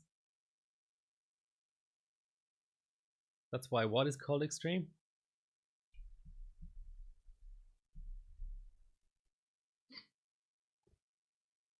Ah, extreme tuning utility. Okay, I get it.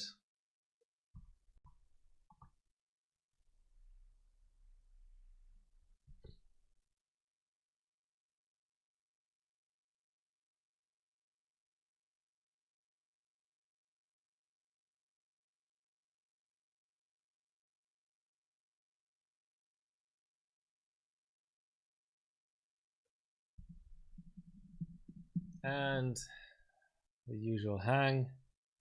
Great.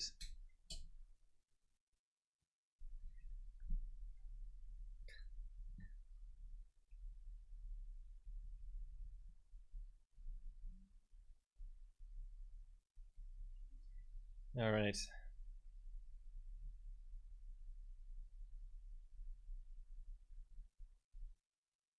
Come on, Boyd.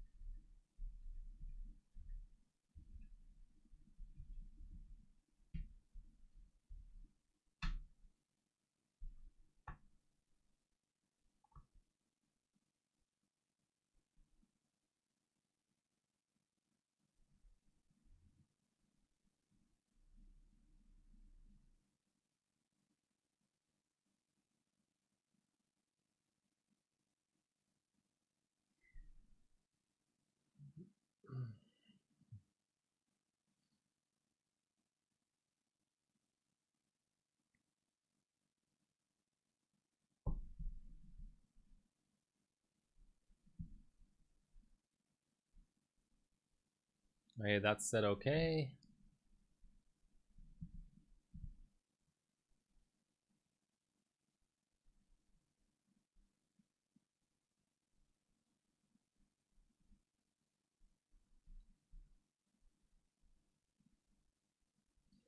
Come on, XTU.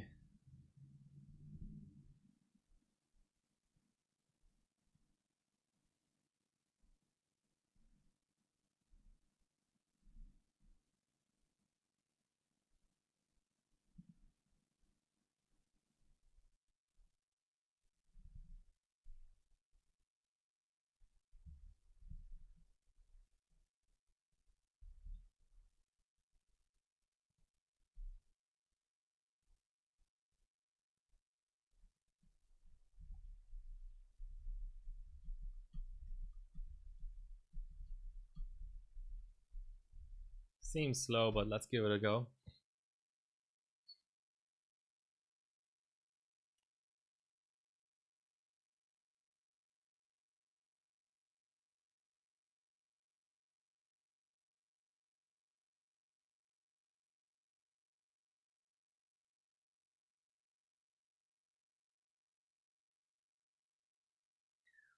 This is going to be our usual 100 milliseconds per loop gain again, I think.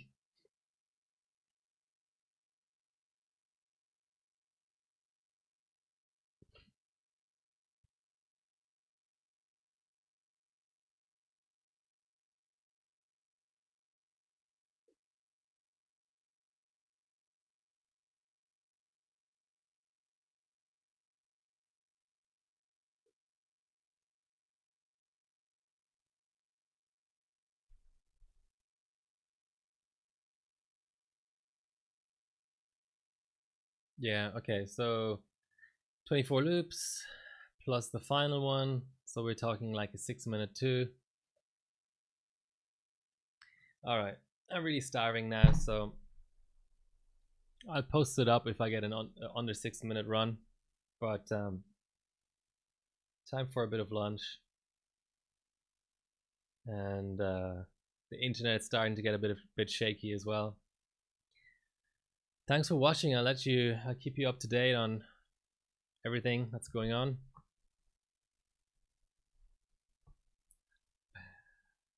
Harsh, very harsh, Carta. So yeah, I'm a little bit worried about how easy it's going to be to get Windows 7 to work on the ITX board. Let's actually just quickly have a look at that. I can't remember. I don't think it has PS2.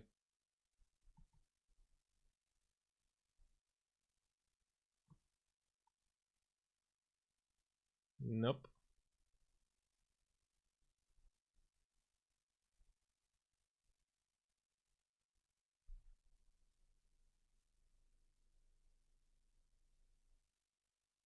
Six minutes is a hard pass. Harsh, very harsh. Okay, let's just check in. Yeah, like a second after 10 minutes, 10 loops. So unlimited connectivity. Yeah, I tried Win 7, but it didn't recognize any of the USB ports. So, but I only gave it a couple of minutes.